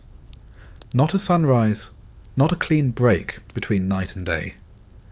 Just a slow fade from black to grey to something that might be called light. The jungle doesn't care about the sun. It stays the same underneath the canopy, damp and heavy, full of small noises that never stop. You wake up sweating, as usual. The air tastes the same as it did when you fell asleep. Warm, stale, metallic. You don't get out of your cot right away. You listen first. the hum of insects, the quiet shifting of boots in the mud, the low murmur of someone lighting a stove, and the faint scrape of a P-38 against another can. Then, somewhere near the mess tent, comes the sound you're waiting for. A pot lid rattling. A cough. A man swearing softly as he stirs something that's beginning to boil. Coffee. Out here that smell means life. In the bitter, burnt, unmistakable smell of powdered instant coffee hitting hot water. It cuts through the rot and diesel and sweat like a thin thread of sanity. You could be half asleep, half mad, or half dead, and that smell would still pull you back. You sit up, pull on your shirt, wipe your face with the corner of it, and reach for your cup. The metal feels cold for half a second, then immediately warm from your hand. You step outside the tent, boots sinking slightly into the mud, and follow the smell. The sky is a pale sheet, the air thick with the buzz of mosquitoes. Your breath fogs briefly, not from cold, but from heat meeting heat. The cook is already there, leaning over a blackened pot that's been through more battles than any man alive. The handle's wrapped in wire to keep it together. The pot sits on a makeshift stove, an ammo crate cut open, a few chunks of wood burning slow beneath it. The flames hiss where the moisture fights back. Steam curls upward, carrying that smell with it. You hold out your cup. The cook nods without looking up, tilts the pot, and pours. The liquid is closer to sludge than water, dark, thick, and flecked with something that might be grounds or ash or both. You don't ask which.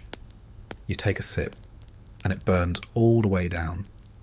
It tastes awful, and somehow perfect. The first sip always hits like a shock. The bitterness slams into the back of your throat, your stomach twists, and for a moment you think about spitting it out. Then the warmth spreads, the aftertaste settles, and you realise it's the only thing out here that feels remotely human. You find a place to sit. A crate, a log, a piece of torn metal, whatever isn't already claimed. Around you men appear in slow motion, moving toward the smell like moths to a flame. They don't talk at first. Just sip, smoke, breathe. The camp feels different in these early minutes. Quieter, almost peaceful. Someone offers you a cigarette. You take it without speaking, strike a match, and watch the flame flare bright against the grey air. You shield it with your hand, light up, and inhale. The smoke tastes dry, sharp, familiar. It mixes with the smell of coffee and wet earth, forming a kind of morning perfume that everyone wears. The cigarette burns fast. They always do. Out here, the air itself seems to eat smoke. You take slow drags, watching the tip glow red, listening to the faint crackle. For a few minutes, your thoughts slow down. The coffee keeps you awake, the cigarette keeps you calm, and together they create something that almost feels like routine. Some men start their day with jokes, not funny ones, just the kind that keep the silence from getting too heavy. Someone says the coffee's strong enough to clean a rifle barrel. Another says the mosquitoes drink it straight from the pot. A few tired laughs ripple through the group. The sound isn't loud, but it's something. You think about how strange it is that this has become the closest thing to home. Not the tent, not the base, not even the people. Just this moment, coffee, cigarettes, and the slow, steady return of thought. Everything else out here feels borrowed. This feels earned. The coffee doesn't last long. You drink it even when it's gone cold, scraping the bottom of the cup for the last gritty mouthful. The grounds stick to your teeth, bitter and rough. You chew them instead of spitting them out. Waste is unthinkable. You wipe the rim of the cup on your sleeve and refill it if there's any left. The cigarettes come from the ration packs, 3 to a box, sealed in thin paper that disintegrates if it gets too damp, which means always. You keep them tucked inside your helmet, wrapped in plastic, protected like treasure.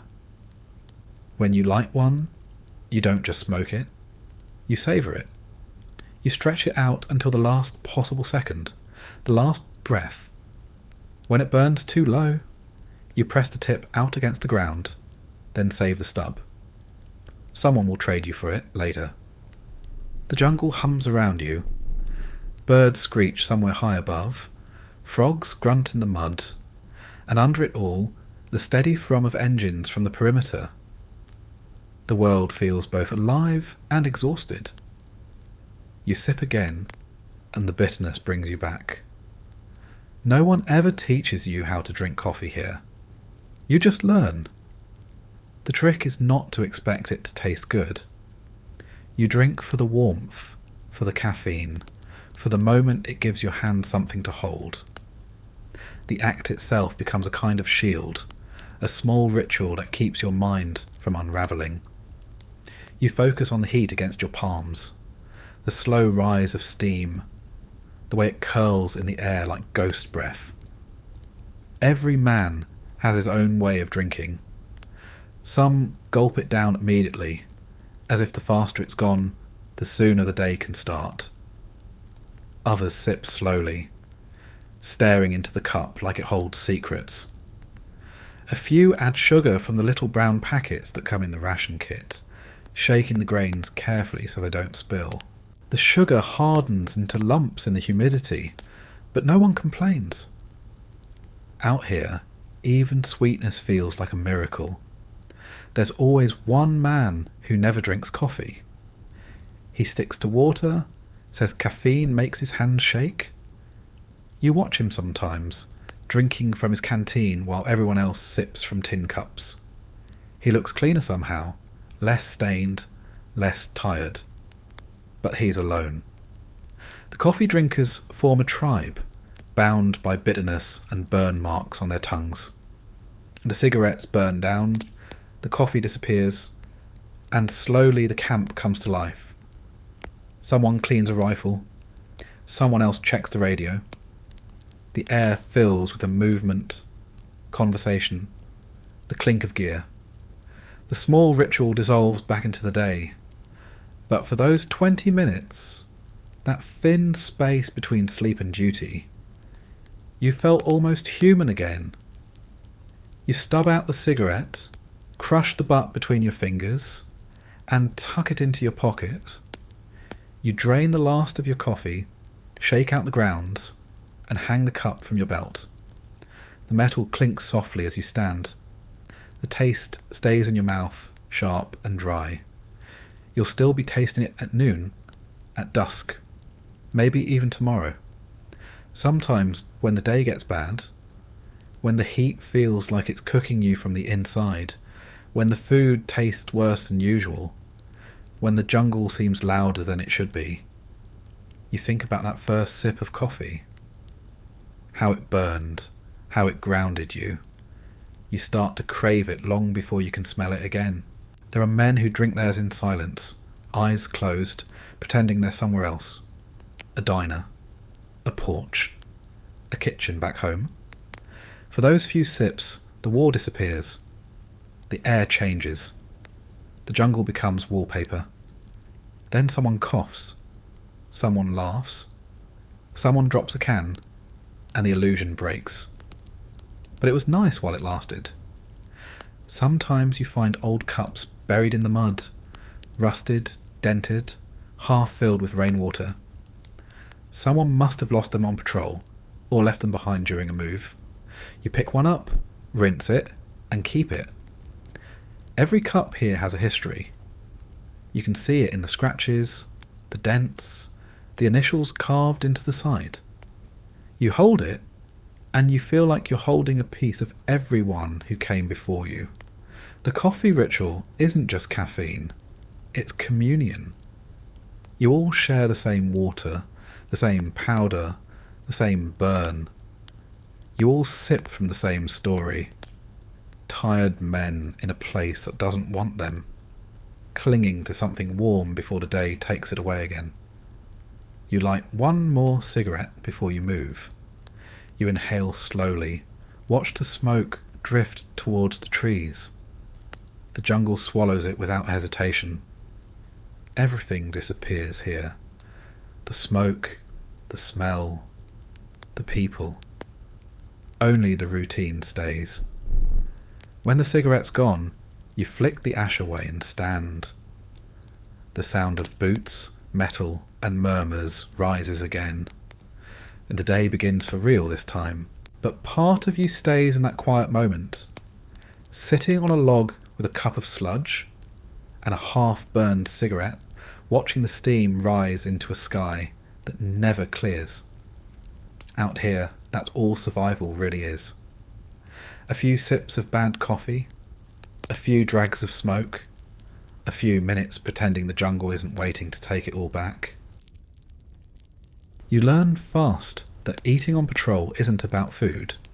It's about timing. About guessing when you might get 10 minutes, where no one's shooting, no one's shouting, and the jungle isn't screaming louder than your stomach. The idea of a proper meal vanishes. You stop thinking in terms of breakfast, lunch, dinner. It's just one long stretch of hunger, broken by small moments where you manage to open a can without drawing attention or ants. The mud is constant. It's not just on the ground. It's everywhere. It clings to your boots, cakes your pants, crawls up your hands, finds its way into your hair. You can feel it in your socks, cold and slick and alive. You don't even try to keep it off your gear anymore. You just try to keep it out of your mouth. Most of the time, you fail. When you finally get a break, you don't sit down. You squat. You find a tree, lean your rifle against it, and balance your can on your knee. The trick is to eat without setting anything down, because the ground will take it the second you do. The mud swallows spoons, cigarettes, and patience with the same appetite. The air is thick. You can smell everything.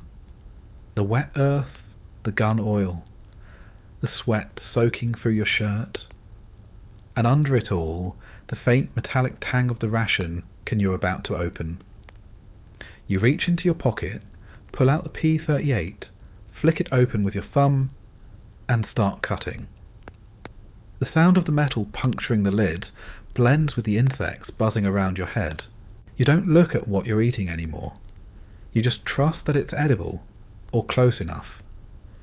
You take a bite and it's cold, thick, and tasteless. The texture is wrong. Too smooth. Too heavy. It feels more like fuel than food. You chew slowly because chewing gives you something to do.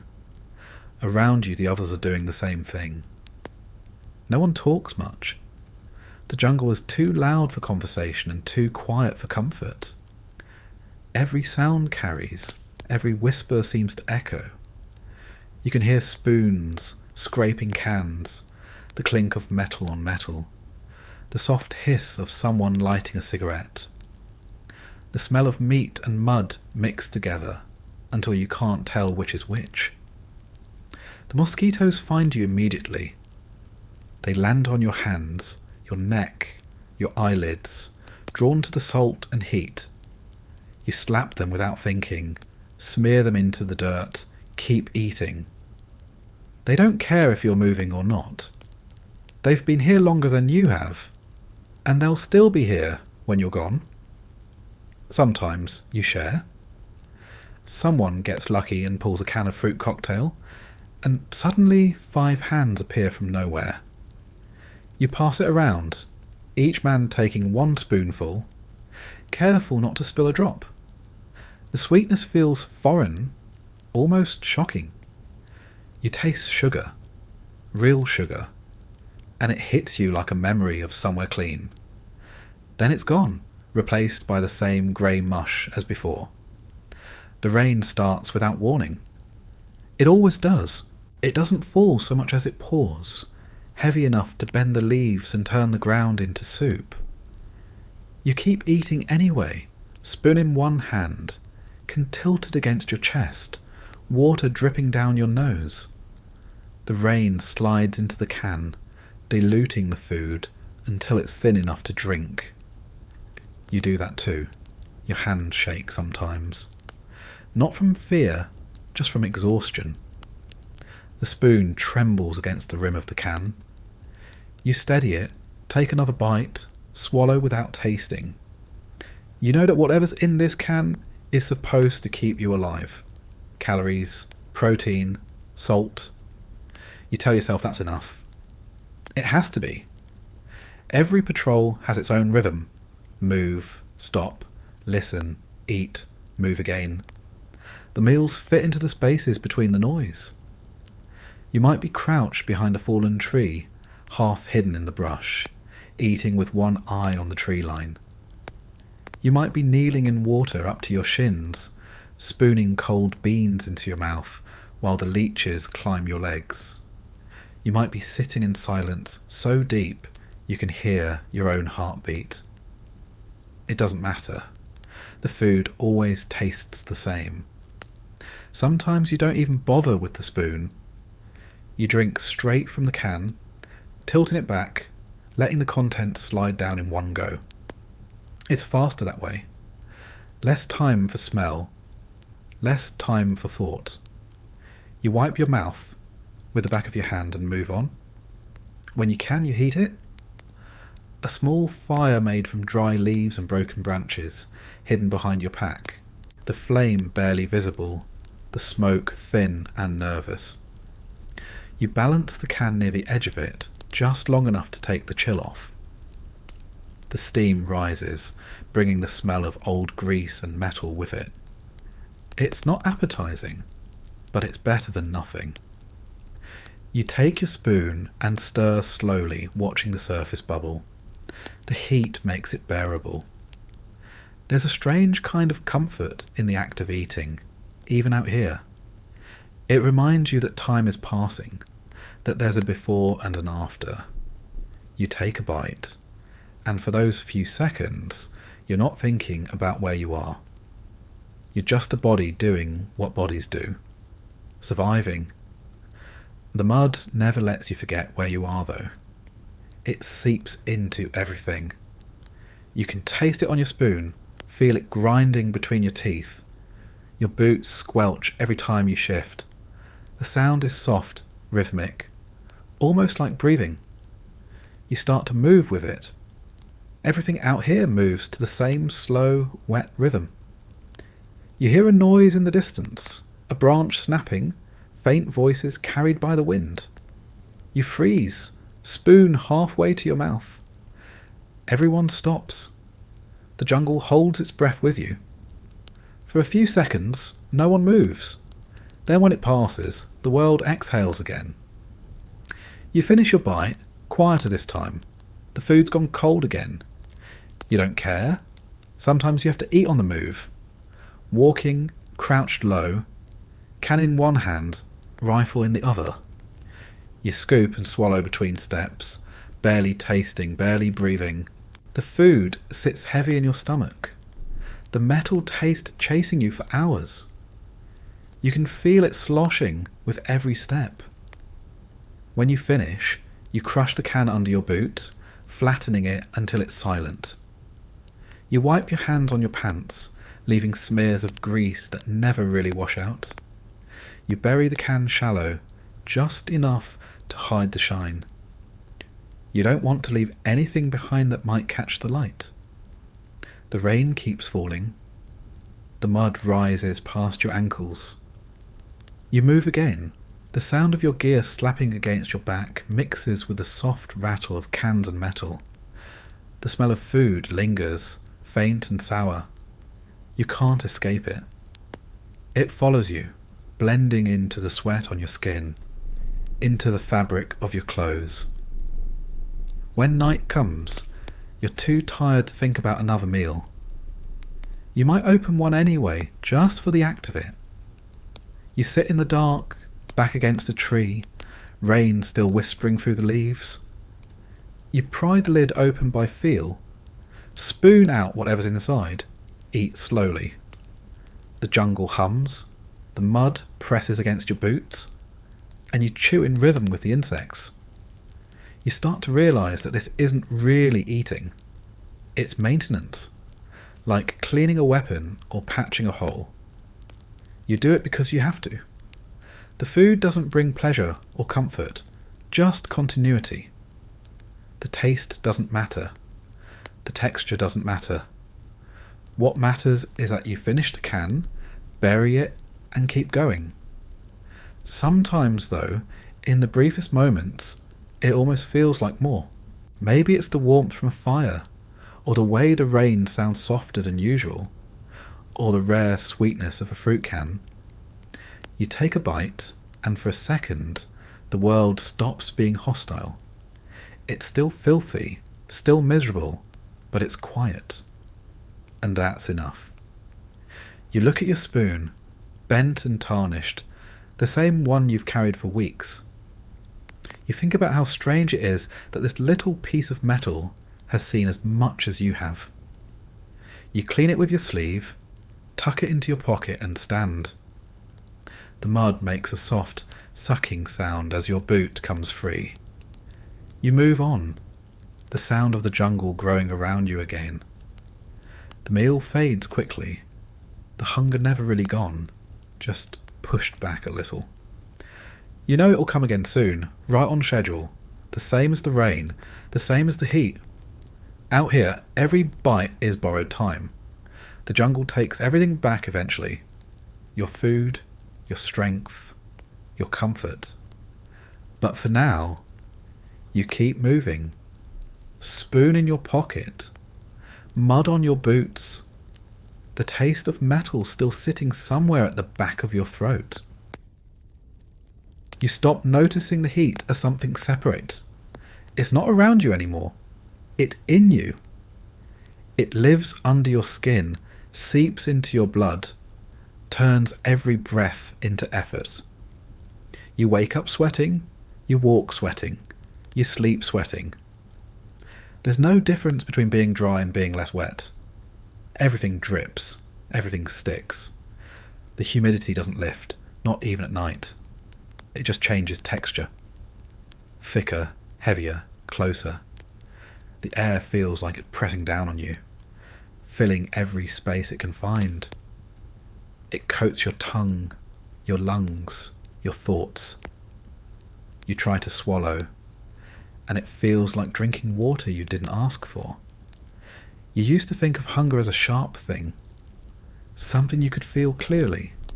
Out here it's different. It's soft, dull, constant. The heat dulls it, wears it down until it's just another kind of tired. You don't even feel hunger as much as emptiness. A hollow space between your ribs that the food never really fills. You eat because you know you should, not because you want to. Your body changes first. The weight comes off without you noticing.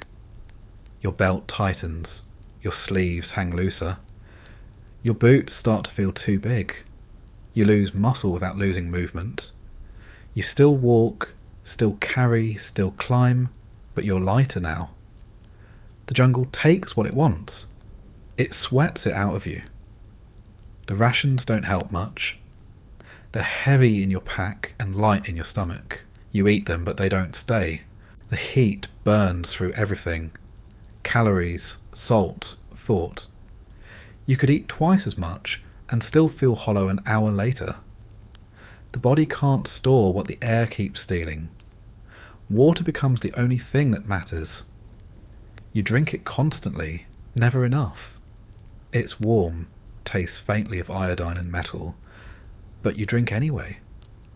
You watch the sweat pour out faster than you can replace it. Your shirt turns dark, your skin slick, your hands slippery on your weapon. The world feels like a sauna you can't leave. The jungle amplifies it all. Every leaf sweats. Every rock steams after rain. Every gust of wind feels like the breath of something alive. The insects thrive in it. The mould grows overnight. Food spoils before you finish chewing it. You can feel it on your tongue. The sour edge of meat that's been open too long. The bitterness of crackers that soaked up the air like a sponge. You swallow anyway. The smell of your body changes. The mix of sweat, repellent, and rations creates a scent that belongs only to this place. Sour, sharp, chemical. You stop noticing it after a while, but when you catch a whiff of someone else, it's the same. Everyone smells like heat and hunger. You eat less as the days stretch on. Not because you have to, but because you can't bear it. The thought of warm, greasy food in this temperature feels wrong. You force it down because you know what happens if you don't. The men who skip meals start to slow down, start to shake, start to fade. You've seen it. Hunger becomes weakness, and weakness is dangerous. Sometimes, during patrol, the heat gets so thick you start to hallucinate movement. Ripples in the air, shadows that look like figures. You blink and they're gone. You keep walking because stopping means thinking. And thinking means remembering that the sun is still beating down, the humidity still wrapping around you like a wet sheet. Your hands are always slick. Everything you touch feels greasy, from the handle of your rifle to the spoon in your pack. The metal sticks to your fingers, slips away if you don't grip tight enough.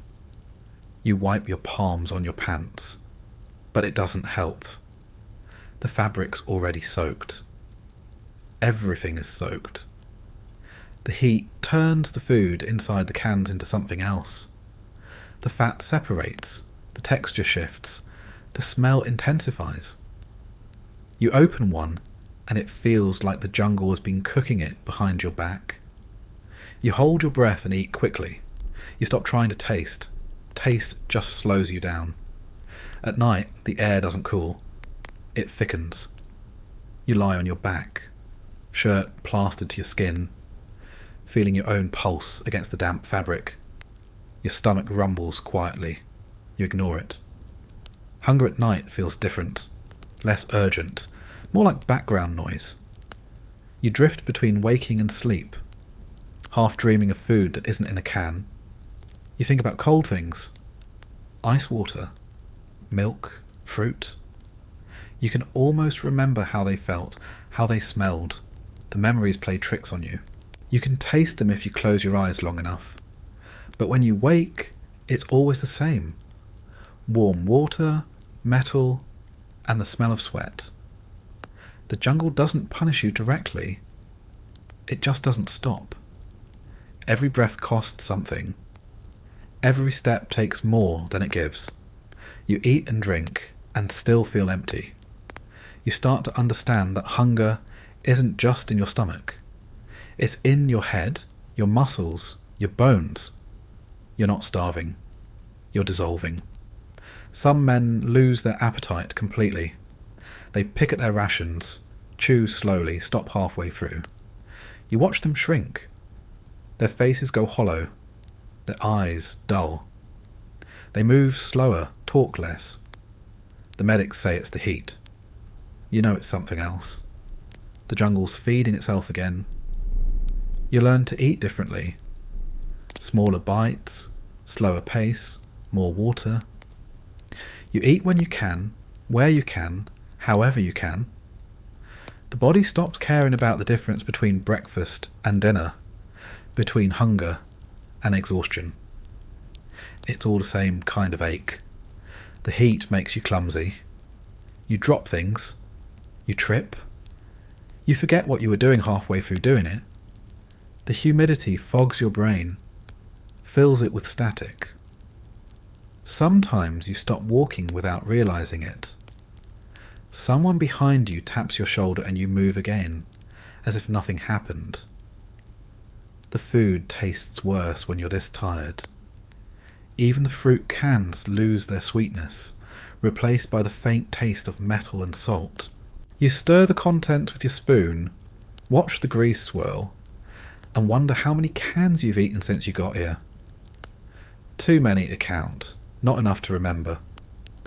The sweat stings your eyes, drips into your food. You don't care. You mix it in, take another bite, chew slowly. Everything you eat tastes like yourself now. Salt, rust, effort. The jungle has turned you into your own seasoning. The air hums constantly. Insects, wind, machines, voices, all blended into one endless vibration that never stops. It's exhausting to listen to, but impossible to escape. Even silence feels noisy here. The only time it stops is when the rain starts, drowning everything else. The rain doesn't cool you. It just changes the shape of the heat. You stand in it, water pouring down your face, and feel no relief. The ground softens, the air thickens, and you keep sweating even while you're drenched. You stop trying to wipe your face. You just let it happen. When the sun finally comes back, it brings steam. The jungle exhales all at once, a wet, sour breath that settles over everything. You smell food again. Yours, someone else's. Maybe a can that broke open in the mud. The scent is faint, but it finds you anyway. Out here, every smell feels close. You drink more water. You always do. You can't tell if it's helping. The thirst never really leaves, it just pauses. Your canteen gets lighter every hour. The sound of the last few drops sloshing inside is worse than silence. You refill it whenever you can, purify it, drink, and start again. You start craving things you never thought about before. Salt, bread, anything crunchy. You dream about texture, the crisp sound of something breaking under your teeth. Out here, everything is soft. The jungle turns food, clothes, men into pulp. You'd give anything just to bite something that fights back. The humidity warps time. Days stretch and melt together. You can't tell if you've been here a week or a month. You stop marking the calendar. You start counting by meals instead. 12 cans, 24 spoons, 3 days of coffee. Time becomes edible, one mouthful at a time. Sometimes you imagine what would happen if you stopped eating, if you just let the heat take over completely. The thought isn't frightening, it's almost peaceful. But then someone calls your name, someone laughs, someone opens a can nearby, and the sound brings you back. You reach for your spoon without thinking. The taste doesn't change. The temperature doesn't change. You do. You become quieter, slower, smaller. You start to blend in with the landscape. Another figure moving through the steam, sweating, breathing, chewing. The jungle has a way of making everything look the same. When you sit down at night, the heat still radiates from the ground. You rest your hands on your knees and feel it coming through your pants. The food sits heavy in your stomach. The water sloshes faintly inside you. You can feel your pulse in your fingertips. You take a slow breath, close your eyes, and listen to the sound of the rain starting again somewhere far off. The heat hums. The hunger waits. The air presses against your skin like it's trying to get in. You open your eyes, reach for another can, and get ready to feed the machine again. Out here, cooking isn't really about cooking. It's about survival with flavour, pretending to be part of it. You don't have kitchens or ovens or pans that stay clean. You have cans, knives, and heat that comes from whatever you can burn before the rain puts it out. The jungle is generous with moisture, but stingy with dry wood. You can walk all day and not find a single stick that doesn't hiss when it meets fire. so you improvise. You always improvise. You build stoves out of things that weren't meant to burn. Empty ration tins, pieces of fuel drums, bits of wire twisted together. You dig small pits in the mud, line them with rocks, and pray the flame will hold. You shield it with your body, your pack, your helmet if you have to. The jungle watches, damp and patient, waiting for the fire to fail. When it catches, it's a miracle. The smallest flicker of orange light feels like a rebellion. You crouch near it, hands extended, eyes locked. The fire doesn't roar, it whispers. It smokes thick and white at first, coughing against the wet wood, then settles into something steady and dull. The smell mixes with the air, wet bark, smoke, and faint grease from whatever you're about to warm up. You pull a can from your pack. The label is half gone, the metal dark with rust. You wipe it with your sleeve, wedge it near the flame, and wait. It doesn't take much. The goal isn't cooking, it's temperature. Just enough heat to melt the congealed fat, to make the smell tolerable, to trick your tongue into thinking the food is fresh.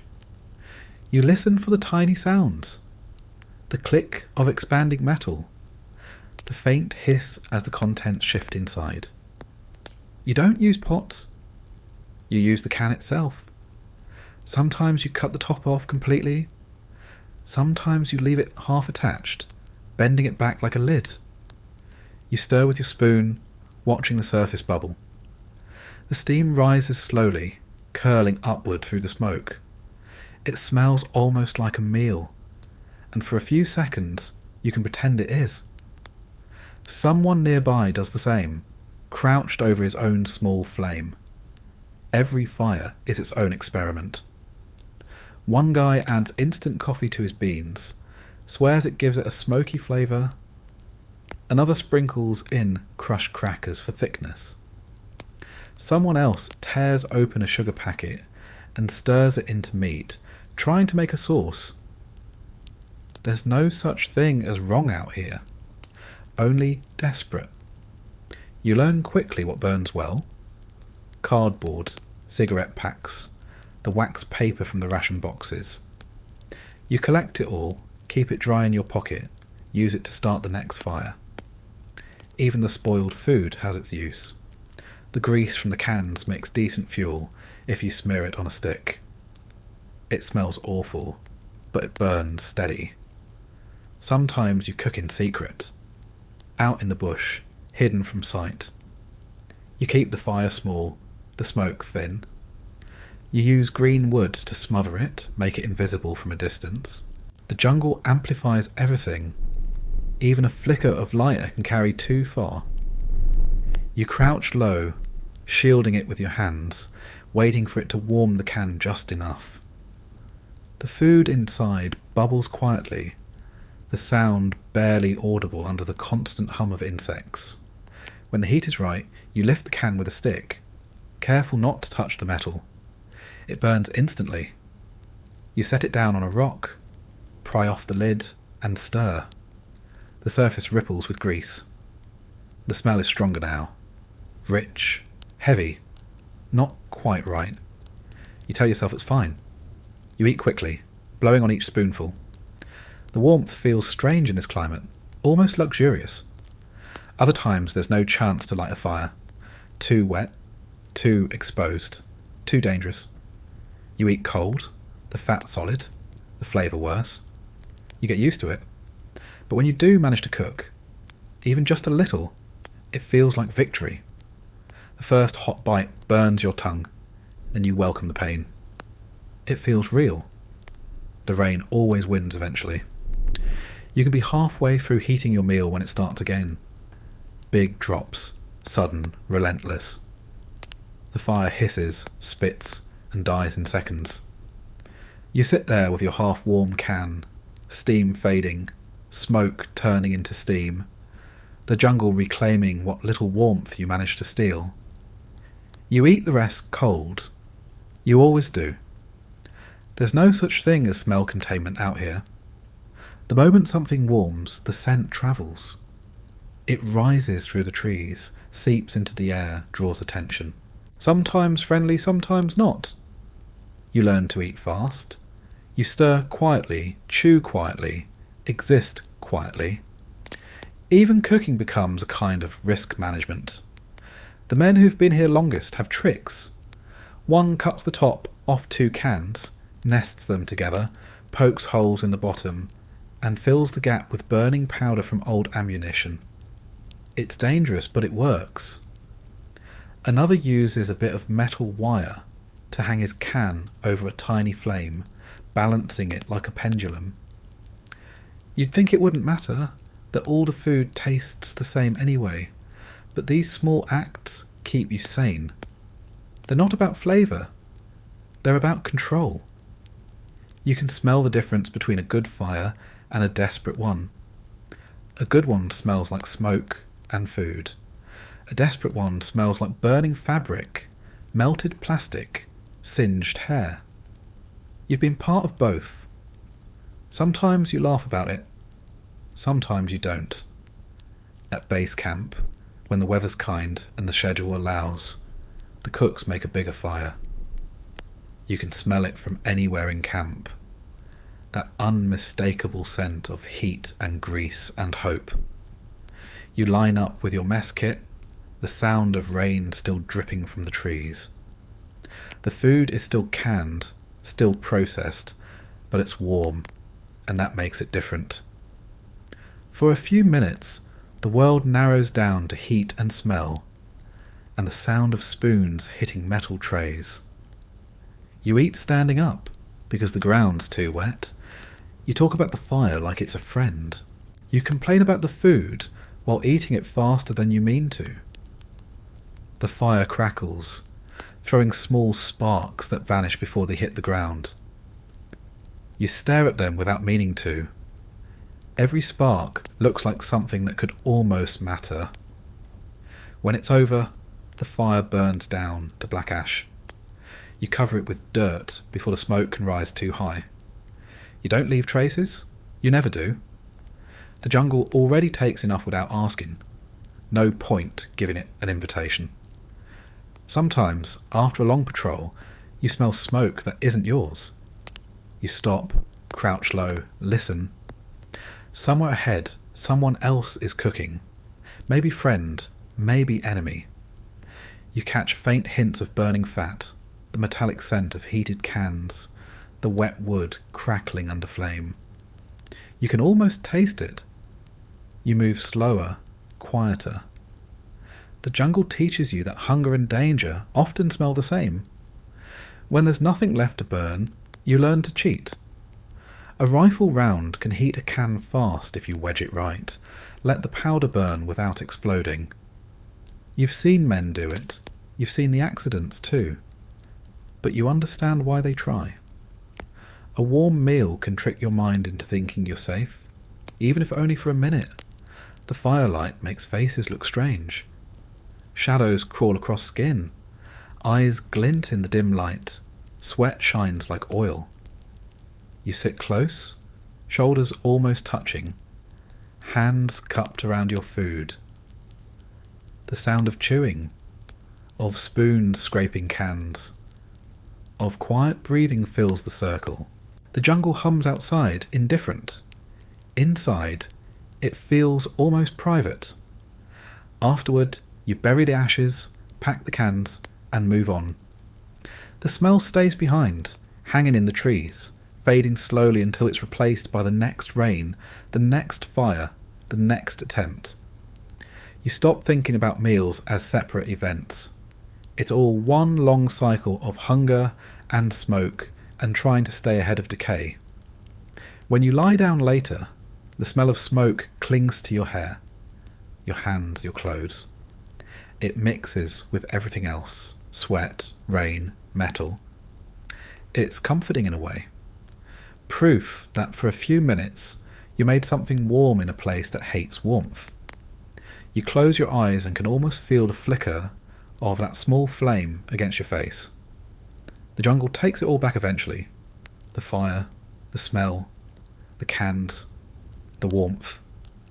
But for a little while, you made it work. You made something burn when nothing wanted to. You ate food that wasn't cold. You improvised. You survived. And in this place, that's all anyone ever really does. The jungle didn't run on money. It ran on cans. No one said it out loud, but everyone knew it. The real economy out here wasn't printed on paper or minted in metal. It was stamped on the side of olive green tins that said things like beef and potatoes or fruit cocktail. Every can was worth something. Every pack of cigarettes, every spoonful of coffee, every packet of sugar had a price that changed with weather, supply drops and mood. You could measure a man's week by what he traded. A can of peaches on Monday might get you a fresh pair of socks. By Thursday, the same can could buy you a favour you didn't want to owe. Everything had value because everything could run out. Especially the things that reminded you of home. The system started small. A man didn't like what he pulled from his ration box. Another man did. They swapped. It was simple, clean, fair. But fairness doesn't last long in heat like this. It melted along with everything else. Before long, trades had rules, strategies, leverage. A can of ham and lima beans was worth almost nothing. You couldn't give it away unless you added a cigarette to sweeten the deal. On the other hand, a can of fruit cocktail could start a bidding war. The fruit was gold. Everyone wanted it. Everyone saved it. Everyone pretended not to care. You could trade it for anything. An extra cleaning cloth. A new lighter. Even a favour from someone in supply. The syrup inside those cans wasn't just sweet, it was currency. Soldiers carried them like treasure, tucked into the safest corners of their packs, waiting for the right moment to cash in. Coffee, too, had its own hierarchy. Instant packets came standard in the accessory packs, but not all were equal. Some dissolved better. Some didn't taste like dirt. The better ones fetched a high price. You could trade a good coffee packet for a pack of smokes, or 2 sugar packets if someone was desperate enough. Sugar was rare out here because it didn't last. It hardened into rocks, fused together in the humidity. When someone had fresh sugar, it meant they'd just opened a new ration box. There was an art to trading. Timing mattered more than honesty. The smartest traders waited until the afternoon, when hunger set in and patience ran low. They'd wander through the camp, pretending not to care, shaking a can casually in one hand. They'd offer small trades first. A can for a cigarette, a coffee for a spoonful of peanut butter. They always started small. The best deals happened when people weren't thinking straight. Cigarettes, though, were the real gold standard. Every ration pack came with 3 or 4, sealed and fragile. They were worth more than food most days. You could use one to bribe your way out of guard duty, to get a dry seat in a truck, or to make peace after an argument. Light one, and suddenly everyone wanted to talk. You could feel the eyes on you as soon as you struck the match. Smoke was currency, and whoever had it controlled a room. Men who didn't smoke became rich in theory. They could hoard, trade, barter. But most of them ended up smoking anyway. The habit wasn't about taste, it was about belonging. The act itself was the trade. Stress for calm, breath for pause. The cigarettes connected everyone, one shared moment at a time. Some trades weren't about things. They were about favours. Help cleaning a weapon, help writing a letter, help finding something that wasn't supposed to be found. Out here, a good trade could buy silence, time, or forgiveness. You didn't keep score officially, but everyone knew the ledger existed. You just didn't talk about it. The cooks were the real power brokers. They controlled heat, utensils, and leftovers. A cook who liked you might slip you an extra spoonful of hash, or hold back a can of fruit when the next shipment came in. A cook who didn't like you could make your life harder than the jungle already did. Men learned to treat the kitchen tent like a trading post. A smile, a joke, a cigarette at the right time could turn into breakfast that didn't taste like punishment. You also learned what not to trade. Boots, socks, weapons, those stayed sacred. You might share them, but you didn't bargain with them. Those were survival, not currency. Everything else was fair game. Some even traded stories. Real ones, fake ones, it didn't matter.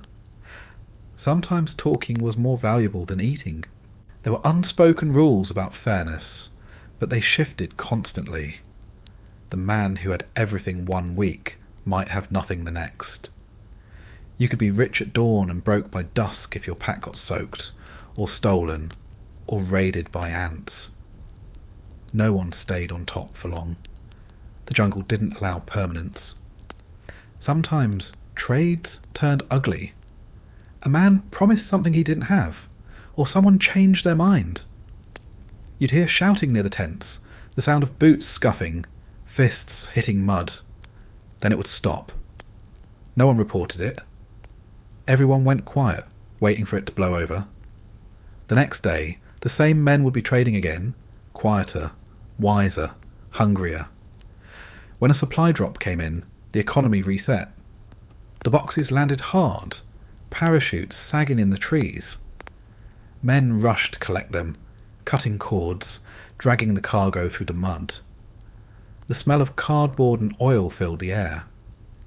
For a few hours the world was rich again. New cans, new cigarettes, new possibilities. The trading started before the boxes were even open. You could always tell who'd been out longest by how they treated their rations. The new guys tore into everything immediately, eating what they liked, tossing what they didn't. The veterans sat back and watched, waiting. Within a day, the new guys would be hungry again, looking for something sweet, something rare. That's when the veterans stepped in. 2 cans of hash for 1 of fruit. 3 cigarettes for peanut butter. Patience was profit. There were myths about rare items. Things that shouldn't exist but did. Chocolate bars packed by mistake. Real coffee beans instead of powder. Even canned bread. Some swore they'd seen them. Others called it wishful thinking. Either way, the stories kept men searching through boxes a little longer, hoping the next one might hold something worth bragging about. You remember one night when a man pulled out a can of pineapple. No one believed it at first. He held it up like treasure, light catching the smooth metal, label still intact. Word spread fast. Men gathered round, offering everything they had. Cigarettes, socks, even a knife. He didn't trade. He opened it right there, split it 5 ways, passed the pieces around. No one spoke. The smell alone was worth more than money. Acts like that were rare, but they stuck in your head. Generosity in a place like this felt like defiance. Sharing became its own kind of protest against the hunger, the heat, the endless sameness. You'd think men would hoard more, but sometimes the opposite happened. When everything was falling apart, they gave more freely, as if generosity could keep them human. At night, you'd see the little flickers of light, matches striking in the dark, cigarettes glowing faintly, outlines of faces half lit by embers. Somewhere, someone would be sipping the last of their coffee, someone else chewing on crackers, someone trading the final sweet for one more smoke. It was the same scene every night, played by different men in the same uniforms. The next morning, it all started again. The same offers, the same jokes, the same quiet calculations. The jungle economy ran without books, without coins, without rules that lasted more than a day. All it needed was hunger, and there was plenty of that. You carry a few cans in your pack now, not because you plan to eat them, but because you know what they're worth. The labels are faded, but you know them by touch. The heavy one with the small ridge near the top, that's fruit. The lighter one with the flat bottom, probably meat. You keep them dry, you guard them like secrets. Out here, trust and hunger weigh the same. When you sit by the fire at night, someone will always ask what you've got left. You never tell the truth. You just smile, shake your head, and say, not much, because not much is safer than plenty. Because out here, a man with too much is a man with a target on his back. The jungle doesn't care about your trades. It doesn't keep track of who owes what. But you do. Everyone does. And when the next can gets opened, when the next cigarette gets lit, when someone finds a packet of sugar still dry, that's when you remember how much value a small thing can carry in a place that eats everything big. It's not greed, it's gravity. Everything sinks toward need. And in the end, the economy of rations isn't really about food at all. It's about staying alive by pretending you still have choices. You don't realise how much a taste can haunt you until it's gone. The memory of sweetness sticks to the back of your mind like something unfinished. You stop craving full meals, stop thinking about restaurants or recipes. You just want sugar. Not much. Just enough to remind you what normal used to taste like. The jungle doesn't have sweet things. Everything here tastes like dirt, smoke, or metal. Even the air feels bitter. After weeks of canned meat and powdered coffee, you start dreaming about sugar the way people dream about water in a desert. Chocolate, candy, soda. They stop being food and start being ghosts. Every so often, a supply drop brings them. Not often, not predictably, but sometimes. A box lands hard in the mud, men rush to drag it in, and when it's opened, someone shouts the word that changes the whole day. Candy. You can hear it echo through the camp like news from another world. The bars aren't fresh. They're never fresh. The wrappers are wrinkled, melted, sometimes half stuck to the chocolate inside. You don't care. You don't even wait. You tear it open, smell it first, that faint cocoa scent, mixed with paper and sweat, and then take a bite. It's not smooth anymore. The heat turns it grainy, the sugar separated from the fat, the texture closer to sand than silk. But the taste is still there, faint but real. Sweetness. You close your eyes and chew slow. It hits the back of your throat like memory. Around you, the world goes quiet for a moment. Men unwrap their bars carefully, some breaking them in half to save a piece for later, others shoving the whole thing into their mouths as if afraid it might disappear. No one talks. You can feel it. The silence of people remembering something at the same time. The taste triggers everything. Childhood, cold winters, storefronts with neon lights, the clatter of coins on a counter. You remember the feeling of unwrapping something without thinking about it, without counting how many were left. Back then, candy was casual. Out here it's sacred. You hold the wrapper after you're done. It's empty, but it smells like sweetness. You fold it neatly, put it in your pocket. Some men keep them tucked into helmets or notebooks, like tiny reminders that something once existed beyond this heat and mud. Candy becomes currency, the kind that can't be bought. You trade for it with cigarettes, coffee, anything that still holds value.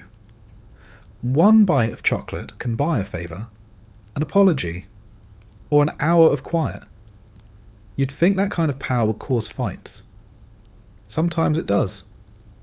Mostly, though, it just causes envy. There's a special kind of look men get when they watch someone else eat candy. It's not anger, not exactly. It's something quieter. A mix of longing and disbelief. Like they can't remember what it felt like to have something purely good in their mouth. You see that look often? You've worn it yourself. When you're lucky someone shares, they break off a piece, hand it to you without speaking. The chocolate is soft from the heat, half melted, sticks to your fingers. You lick it off anyway. The taste lasts longer that way. It clings to your teeth, your tongue, your memory. You try not to eat it too fast. You want to make it last. But you never do. The sweetness vanishes in seconds, leaving behind the same old salt and smoke. You stare at the empty wrapper, at the faint streaks of chocolate on your hands, and for a moment you feel both full and hungry at the same time. Sometimes the candy isn't chocolate. Sometimes it's hard candies. Lemon, cherry, orange. The colour's faded, the shape's sticky from humidity. You unwrap one carefully, pop it into your mouth, and let it dissolve slowly. It lasts longer than chocolate, gives your mouth something to do while your brain tries not to think too much. The sweetness turns metallic toward the end, but you don't mind. Even imperfection tastes better than nothing. The medics carry them sometimes, tucked into their kits. Sugar for shock, they say. Quick energy. But everyone knows what they really are. Comfort. They hand one out after a long march, after a bad day, after someone doesn't make it back. No one refuses. No one ever will. Mail sometimes brings candy too. Small packages wrapped in brown paper. The kind of gifts that melt before they arrive. You can tell what's inside before you open it. The paper smells like sugar and home. You peel it back carefully, almost reverently. Inside, the chocolate has turned white at the edges, soft, half liquefied. You eat it anyway. The taste isn't the same, but it's close enough. The men talk about food often, but when it comes to sweets, their voices change. Softer, slower, like the words themselves taste good. They list favourite brands, flavours, stores they used to visit. Someone mentions a vending machine that never jammed. Someone else talks about a girlfriend who used to send peanut butter cups every month. You listen, nodding, letting the words fill the space that food can't. You start to notice how candy changes behaviour. A man with a bar becomes generous or paranoid. He either shares freely or guards it like a secret. Sometimes both. You can tell how long someone's been out here by what they do with their last piece. The new ones share. The veterans save. You dream about sugar. Not about eating it, but about holding it. Unwrapping, smelling, feeling the clean crinkle of plastic between your fingers. In your dream, the air is dry, your hands aren't sweating, and the candy doesn't melt before it reaches your mouth. You wake up with the taste of sweetness that isn't there.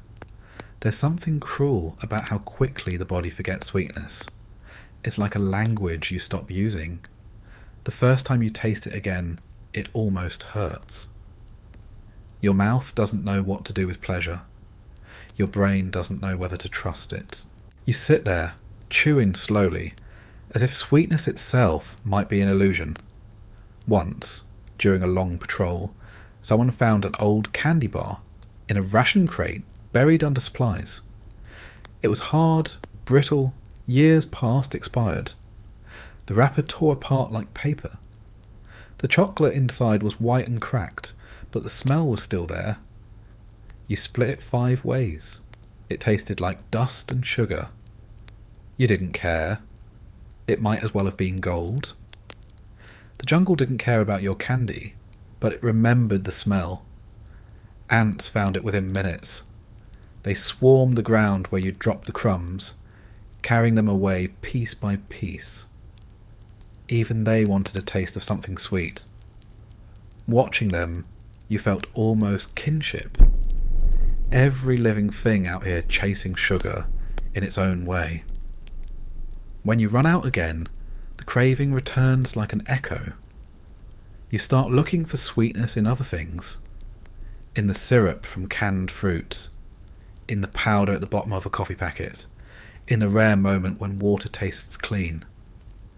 You trick your tongue, fool your body, and tell yourself it's enough. But you never forget. The taste of sugar becomes something sacred, a reminder that the world wasn't always bitter.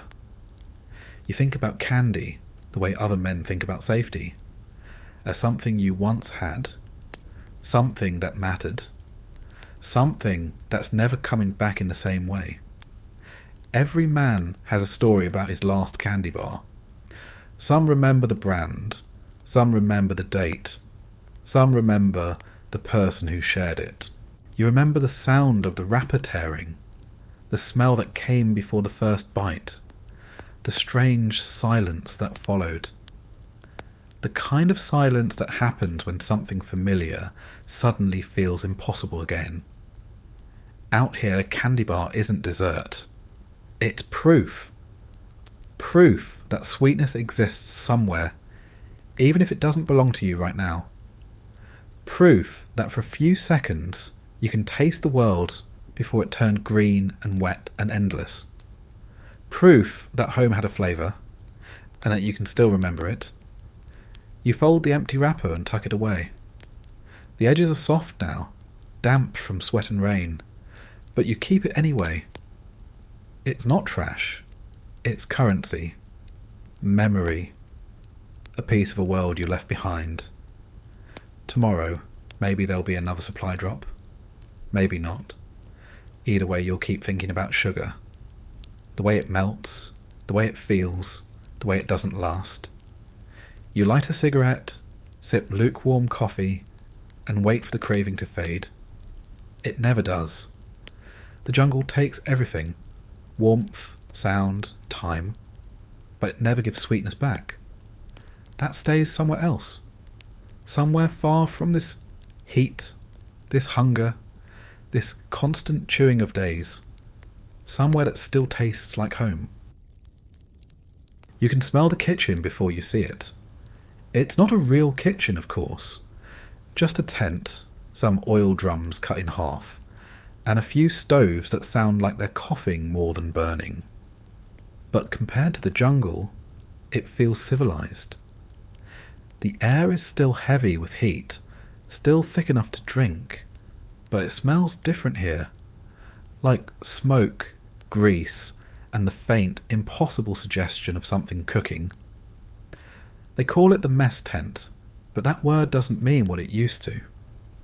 Back home, a kitchen meant freshness, onions frying, bread baking, meat sizzling on clean pans. Out here, freshness is a rumour. The field kitchen runs on cans, powder, and willpower. The illusion is what matters. The illusion that you're not just heating up rations, but actually making food. The cooks have it worse than anyone. They wake before dawn, dragging crates from storage, sorting through supplies that have been shipped halfway across the planet and aged in the heat. They open boxes swollen with humidity, cans sweating rust. The labels are unreadable, the contents uncertain. Every day is a guessing game. They move quickly, sleeves rolled up, knives dull from overuse. Their aprons are soaked, their hands stained with grease that never washes off. They work in heat that feels personal, the kind that sticks to your lungs.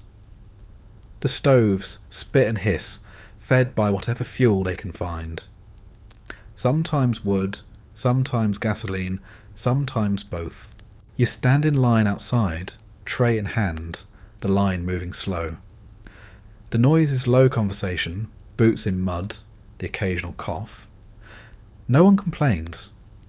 Complaining takes energy, and energy costs calories, and calories are already in short supply. You wait, watching the smoke drift up into the trees and vanish. When it's finally your turn, the cook doesn't look at you. He just scoops. One ladle of something thick, one spoonful of something softer, one slice of bread that feels damp even before it hits your tray. It's hot, that's what counts. The steam rises in small, lazy curls. You take a step back, stare at what you've been given, and tell yourself it's enough. The first bite burns your tongue, and you don't mind. The heat means life. The taste means nothing. It's all the same shades of salt, metal, and habit.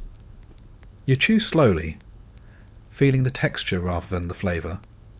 The food could be anything. Stew, hash, maybe something pretending to be meat. It doesn't matter. It's warm. It goes down. That's victory. The cooks call their creations by names that sound hopeful. Jungle stew, ranger hash, victory loaf. You know the truth? Each one is just C-rations, mixed together in different combinations, warmed in a pot until the ingredients stop fighting each other. If you close your eyes, you can almost believe it's something real. You can tell a good cook by what he adds. Some hoard spices sent from home. Salt, pepper, sometimes a little garlic powder. Others scavenge from the jungle itself, tossing in leaves that smell sharp or roots that look edible.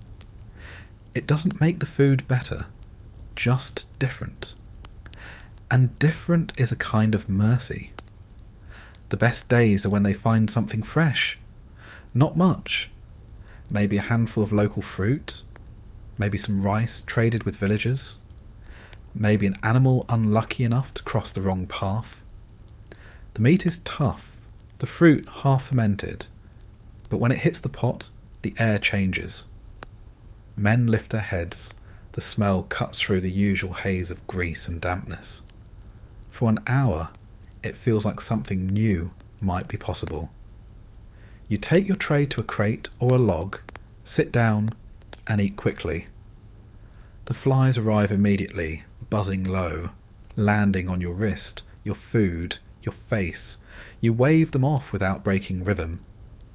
You've learned that resistance is just another form of movement. There's always talk while eating. Small talk, quiet talk. Jokes about the food, mostly. Someone calls it mystery stew. Someone else calls it last week's lunch recycled. No one laughs loudly, but the low hum of voices feels almost normal. You cling to that sound. Sometimes the cooks experiment. They mix instant coffee into gravy, sugar into beans, crackers into soup. The results are unpredictable. Sometimes edible, sometimes not. But everyone eats anyway. Hunger makes you brave, and taste buds surrender faster than pride. There's a rhythm to the meals now. Stand in line. Accept the ladle. Find a place to sit. Eat. Don't think. Don't smell too deeply. Don't look for flavour where there isn't any. When you're done, wipe your tray with a piece of bread, fold it under your arm, and move on. The next man steps forward. The line never ends. You watch the cooks after the line fades. They sit on overturned buckets, smoking in silence, staring into the pots like they're waiting for the jungle to give something back. Their faces shine with sweat and smoke. They eat what's left, spooning it straight from the ladle, their hands trembling slightly. They don't speak. They just eat and keep breathing. The smell lingers long after the food is gone. It soaks into clothes, tents, the air itself. It clings to you until you can't tell where the kitchen ends and you begin. Even the animals keep their distance. Not because of fear, but because the scent doesn't belong here. It's foreign, artificial. The jungle smells alive. This smells like survival. When you think about it later, you realise the illusion worked. For a few minutes, the field kitchen felt like a restaurant. Not because the food was good, but because it was served. Because it came from somewhere that wasn't your own hands. Because someone else stood in the heat and made something warm for you. That small difference mattered. It still does. You rinse your tray with canteen water, wipe it dry, and hang it from your belt. The metal is still warm, faintly greasy. You don't mind. Warmth is proof that something happened. You can still feel it against your skin hours later, the faint ghost of heat that doesn't belong to you anymore. At night, when the rain hits the roof of the mess tent, you can smell the kitchen again. Faint smoke, burnt fat, wet ashes. You close your eyes and imagine a real stove, real pans, a clean table. For a second, you can almost taste fresh bread. Then the wind shifts, bringing back the sour tang of canned meat, and the fantasy collapses. The cooks keep working. Tomorrow they'll do it again. More cans, more fire, more names for things that used to mean food. You'll line up again, tray in hand, pretending that steam means comfort, and warmth means hope. And it will work, for a little while. The illusion is fragile, but it's all you have. In a place where nothing stays clean, nothing stays dry, and nothing stays fresh, the act of pretending becomes a kind of truth. You eat the lie because it's the only one that fills you. You finish your meal, stand, and hand your tray to the man behind you. He nods. You nod back. The cooks keep ladling, the steam keeps rising, and the jungle keeps breathing. Somewhere under the noise, you can almost hear the soft clatter of another can being opened. The real sound of dinner in the war that never stops eating back. You never trusted the water. No one did. You couldn't afford to. It looked clear sometimes, running over rocks or collecting in still pools. But that didn't mean anything. It was full of things you couldn't see. Invisible. Waiting. You could dip your hands in it, splash your face, even feel clean for a few seconds. But drinking it straight was a gamble you'd already seen people lose. The jungle gave you water the way it gave you everything else. Reluctantly, and with a price. Rain fell almost every day, heavy and relentless, filling your helmet, your canteen, your boots. You could collect it if you were patient. You'd set your poncho at an angle, let it pool, then pour it through a piece of cloth to catch the debris. It never looked clean, but it was the best you'd get. You had purification tablets, of course. Tiny white discs that came sealed in foil, labelled like medicine. They smelled like a swimming pool and tasted worse. You dropped one into your canteen, watched it fizz, and waited for it to do its work. The waiting was part of the ritual. At least 30 minutes, the manual said. You learned to give it more time. The men who didn't were easy to spot later. You could always tell when someone drank untreated water. It started as stomach pain, a sudden sharp twist that made them stop mid-sentence. No, then came the sweating, the shaking, the panic. The body rejected everything, food, liquid, time itself. You'd hear the sounds at night, the low groans from the bushes, the coughing, the muffled curses. Dysentery didn't kill quickly, but it drained a man faster than bullets ever could. The medics called it GI distress. You called it misery. It hit without mercy, left men pale and trembling, their skin slick and grey. You'd see them hunched over, hands gripping their stomachs, their rifles lying forgotten nearby. The look on their faces wasn't fear, it was betrayal. The kind that came from realising your own body had turned against you. The tablets worked most of the time, but even clean water didn't taste right. It carried the bitterness of chemicals, the faint sting of chlorine. You'd shake the canteen, open it, and smell it first. That smell never left your nose. The water was safe, technically, but nothing that smelled like that could ever feel natural again. You learned to ration it carefully. You took small sips instead of gulps, rolling the liquid over your tongue before swallowing. Every drop mattered. You carried 2 canteens on patrol, sometimes 3. They felt heavy at the start of the day, then lighter and lighter as the hours passed. When they were empty, you felt the panic rise in your throat. The idea of thirst became sharper than pain.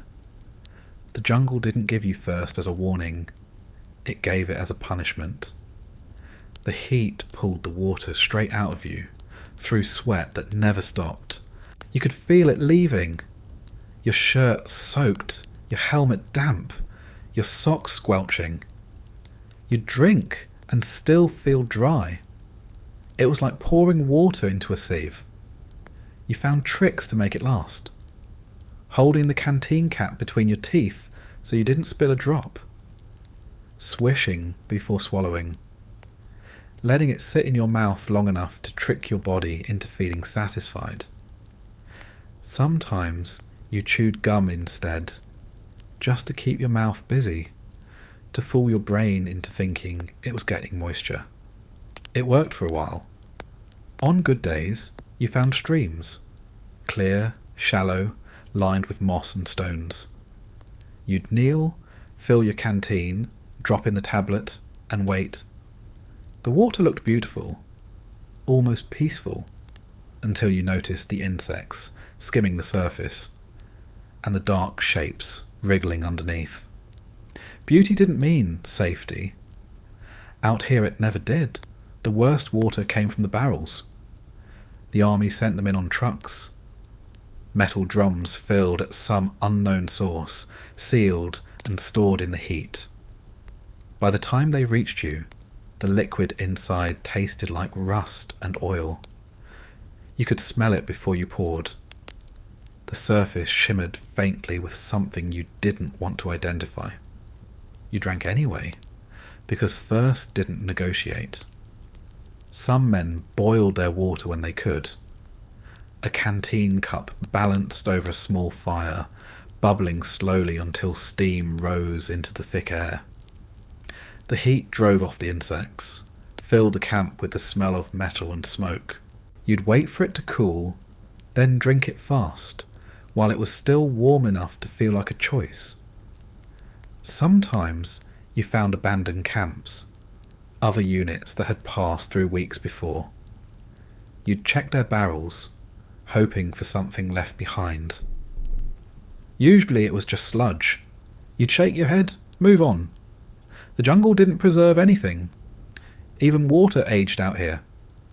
Rain was the best water, but also the most frustrating.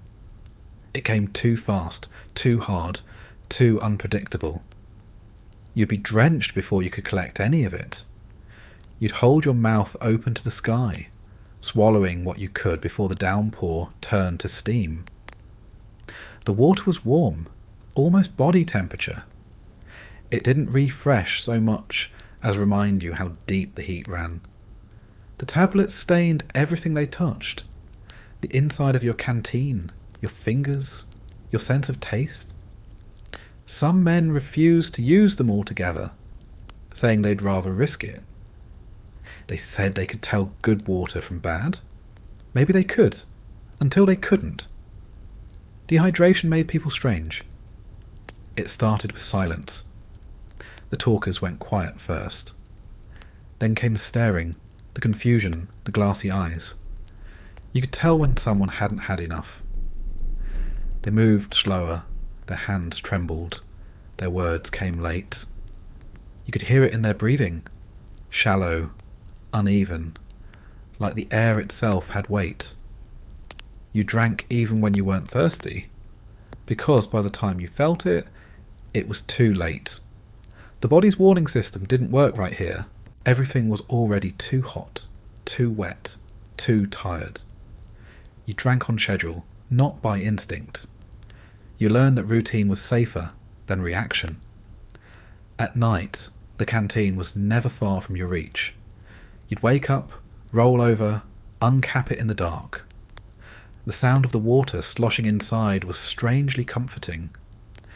You'd take a sip, feel it slide down, then lie back and listen to the jungle breathe.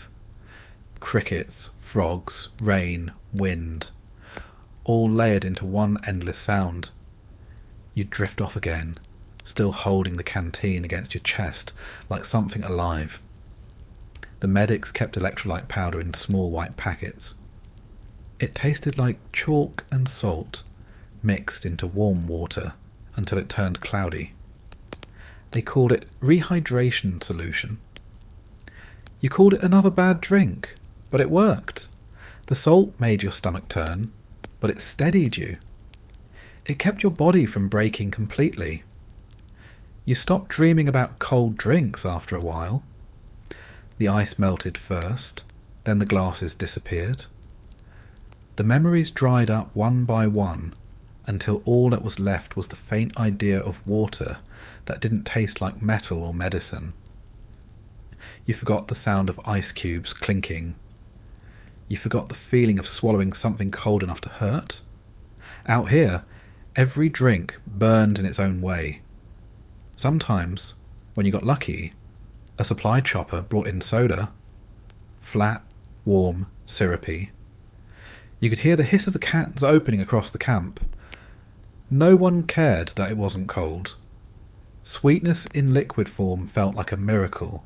You'd sip slowly, letting the sugar cut through the chemical taste of the tablets. For a few minutes, your mouth forgot where it was. But mostly, it was just water. Always water. Measured, treated, forced. You didn't drink because you wanted to. You drank because you had to. You didn't trust it, but you couldn't live without it. It became another thing you did without thinking, like breathing or walking or hoping. You carried the canteen everywhere. It was as much a part of you as your weapon or your helmet. The strap left a permanent groove across your shoulder. When you moved, you could hear the faint rattle of metal on metal, a small reminder that you were still alive enough to need it.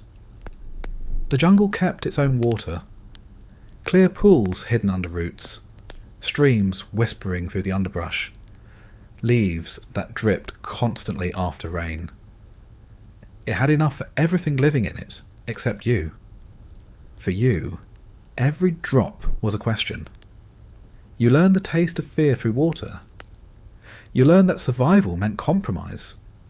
That sometimes, and the choice wasn't between clean and dirty, but between alive and not. You drank, swallowed, waited, hoped. You never really got used to it. You just got practiced.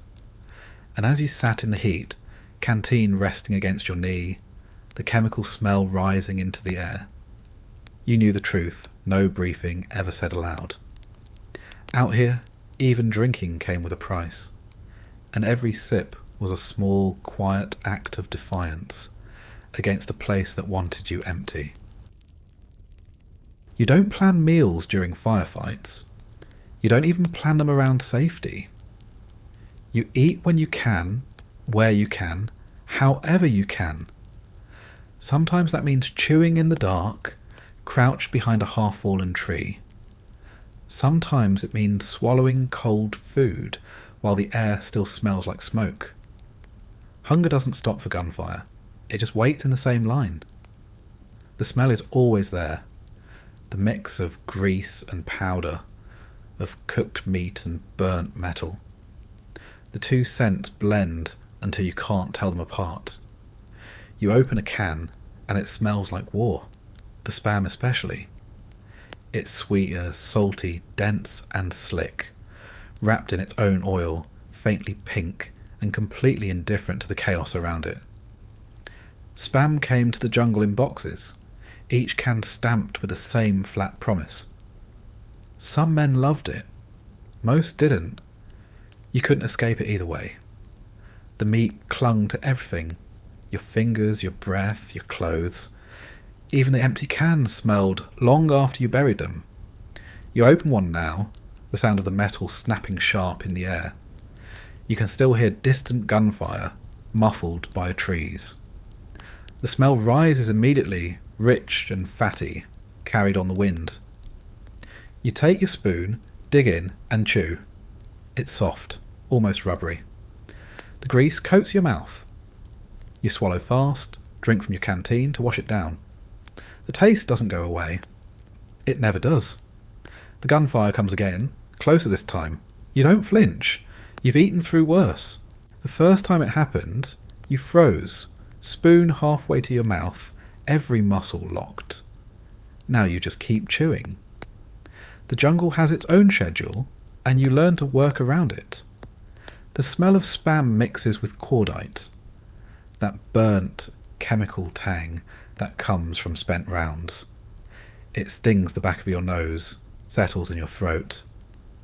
The combination is almost unbearable, but you breathe it anyway. It's the smell of routine now, as normal as sweat and rain. Someone next to you curses quietly. A bullet cracked too close, maybe? You glance at him, see the edge of a grin, the shake of his head. He goes back to eating too. No one talks about fear when there's food involved. It's not bravery. It's just momentum. You eat fast when things are loud. You learn that time stretches differently under fire. Seconds turn long. Minutes disappear. The faster you eat, the faster you can move if you need to. You shovel the food down, barely chewing, barely tasting. The can empties faster than you expect. You drop the spoon, grab your weapon, and wait. Sometimes the fighting doesn't stop long enough for a real meal. You eat between bursts, one hand holding your rifle, the other bringing a can to your mouth. You balance hunger against survival, bite by bite. The noise becomes background music, distant, rhythmic, endless. When the shooting ends, the silence feels heavier than the noise ever did. You hear the jungle again, the insects, the dripping water, the quiet rustle of leaves. You hear your own breathing, your own heartbeat. You pick up your spoon and keep eating, because the silence won't last. You've seen men eat with smoke still rising from their rifles, hands blackened with soot, fingers trembling from adrenaline. They open their rations and eat like machines. No conversation, no pause. Just a simple, mechanical act of putting food in their mouths and keeping it there. The spam becomes strange comfort. It's predictable, at least. It never surprises you. The same smell, the same texture, the same way it slides from the can with a wet sucking sound. You slice it with your knife, press it onto crackers, or just bite it directly. You know it's bad for you. The salt, the grease, the sheer weight of it. But out here, nothing's good for you. Everything's just degrees of survival. You start associating the smell with safety, even when it isn't. If there's time to eat, there's time to breathe. Even if the ground shakes, even if the sky sounds like it's tearing open, food becomes a kind of anchor. You take a bite, and for a second, the world holds still. When the fighting starts again, you can taste the smoke. It seeps into everything. Your mouth, your food, your lungs. The air grows thick and dry. The jungle smells like burning oil, wet leaves, and metal. You swallow hard, the taste of spam now fused with the taste of gunpowder. You'll never untangle them again.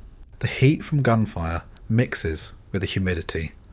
turning the air into something thick enough to chew. You can feel it pressing on your chest.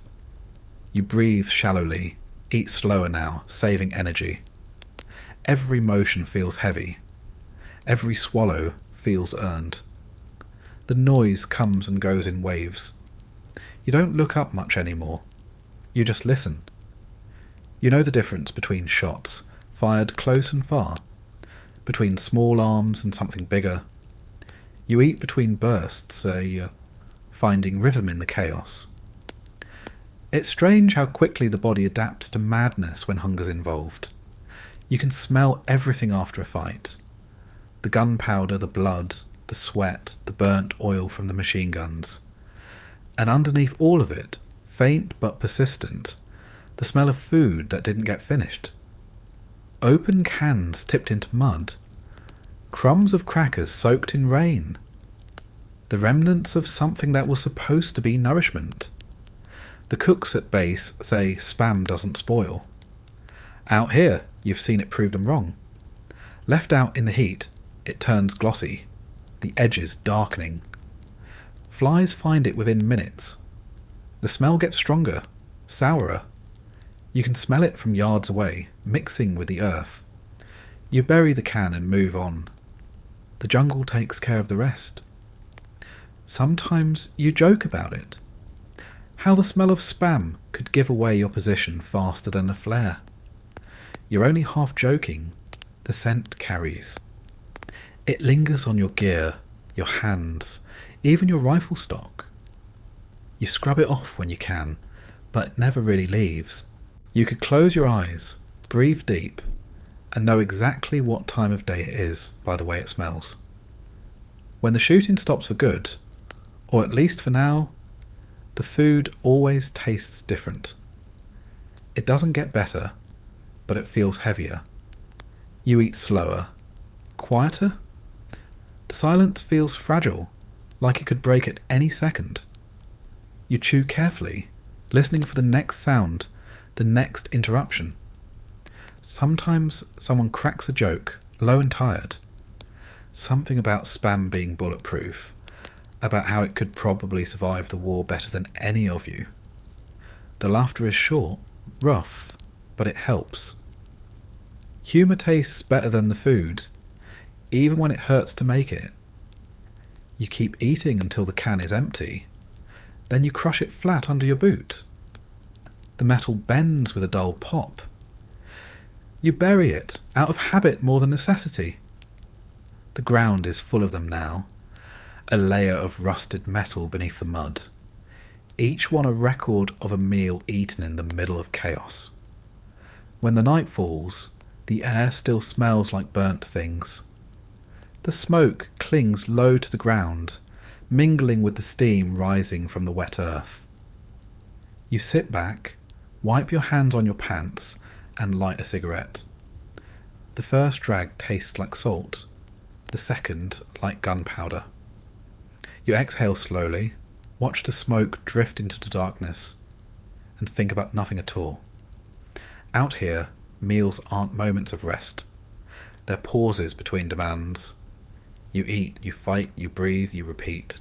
The smell of spam and gunpowder becomes the smell of routine, of bodies keeping themselves alive between whatever comes next. You tilt your head back, listening to the jungle rebuild its sounds. The chirping, the dripping, the far-off rustle of wind. You take another drag, feel the smoke catch in your throat, and swallow the last trace of grease still sitting there. The air tastes the same as the food now. Heavy, metallic, permanent. You don't think of home when you eat anymore. The flavours here have overwritten everything. The smell of spam and gunpowder is the only seasoning you know, and for now, that's enough. Lunch never feels like lunch here. It doesn't come at noon, and it doesn't come with a break. It just arrives when the day allows it. In fragments, in between orders, in the brief moments when no one's shouting. The sun doesn't tell time in the jungle. It just hangs there, heavy and bright, indifferent. You look up, decide it's probably around midday, and pull a can from your pack. You sit wherever there's space. A crate, a log, the edge of a trench. You rest your rifle against your knee and balance the can on your thigh. The air smells like smoke and salt. The food looks the same as it always does. Grey, thick, faintly glistening. You don't think about taste anymore. You just eat because it's what comes next. Somewhere nearby, someone laughs. It's not loud. It never is. It's the quiet kind of laughter that happens when you forget for a second where you are. Maybe someone told a joke about the food. Or maybe someone said something stupid on purpose, just to hear another human sound. It fades fast, swallowed by the jungle's noise. But for a moment, it feels lighter. You keep eating, spoon moving slowly.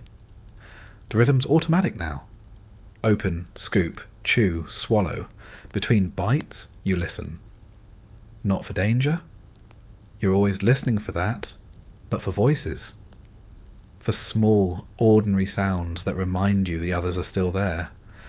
The clink of spoons, the rustle of paper, the quiet sigh of someone reading a letter again, even though they have already memorized it. The letters come when they come. No one knows when, no one asks why. A helicopter drops off supplies, and tucked between boxes of rations and ammunition are the envelopes. They're damp before they even reach you, the ink smudged, the paper thin from moisture. You hold one like it's something fragile because it is. Your name looks strange in someone else's handwriting, familiar but distant, like a word that's been sitting too long in a mouthful of dust. You unfold the paper carefully, trying not to tear it. The smell hits first. Faint perfume, maybe, or soap, or just the clean air of somewhere that isn't here. It smells like home in a way that hurts. The words are simple. Always are. I hope you're doing okay. It's cold here. We miss you. You read them slowly, tracing each line with your eyes as if you could climb back through them. The sentences don't say much, but the space between them says everything. You picture the hand that wrote them, the table, the light, the world that hasn't stopped turning without you. You fold the letter back up, slide it into your pocket, and sit quietly for a while. The jungle buzzes around you, unbothered. You take another bite of your food, realise it's gone cold, and chew anyway. Warm or cold doesn't make a difference anymore. It all tastes like waiting. Sometimes someone reads their letter out loud. Not the personal parts, just the funny ones. Stories about neighbours, pets, weather. The kind of things that mean nothing and everything at the same time. You listen, nod, laugh in the right places.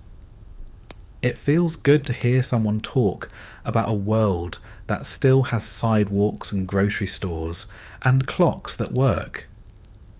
Then there are the men who don't get letters. You can always tell. They hang back when the mail's handed out, pretending not to care. They keep their eyes down, open another can instead. You try not to look at them too long. There's nothing you can say that doesn't sound wrong. You finish your meal and sit back. The sounds of laughter drift again, low, rough, uneven. You look around and see small pockets of it scattered across the camp. Men sitting in twos and threes, passing cigarettes, sharing old stories that grow funnier with each retelling. The laughter doesn't last, but it fills the space while it does. It keeps the silence away, and silence is worse than hunger. Sometimes someone tells a joke that's not even funny, and everyone laughs anyway. The kind of laugh that's half reflex, half refusal. You laugh because it feels better than not. You laugh because the sound reminds you that you still can. Lunch turns into a ritual of small distractions. A bite of food, a drag of smoke, a glance at a letter. You might trade half your can for another cigarette, or a spoonful of peanut butter for a page of newsprint. Anything that breaks the pattern, anything that tastes like something different, even if it's just words. The news comes late, sometimes weeks old. You read it anyway. The headlines don't matter. The details don't matter. What matters is that someone somewhere wrote them down. You picture cities that aren't rotting in the rain, people walking to work, cars honking in traffic. You picture a world where lunch happens at noon and comes with conversation instead of gunfire. You realise how strange it feels to eat in silence, not because of fear, but because of absence. Back home, food came with noise. Dishes clinking, chairs scraping, the low murmur of voices. Here, the loudest sound is the scrape of a spoon against metal. You start to miss the sound more than the taste. Sometimes you look at the food and think about how long it's been since someone cooked for you. Not a machine, not a factory, but an actual person. You remember the smell of bread baking, the sound of pans on a stove, the warmth of a kitchen that didn't smell like diesel. You swallow another bite of canned meat and try to turn memory into flavour. The letters help, but they also hurt. They remind you of a world that doesn't wait for you to come back. The handwriting fades faster each time you read it. The paper softens, edges curling. You fold it smaller and smaller until it fits perfectly in your pocket, pressed flat against your chest.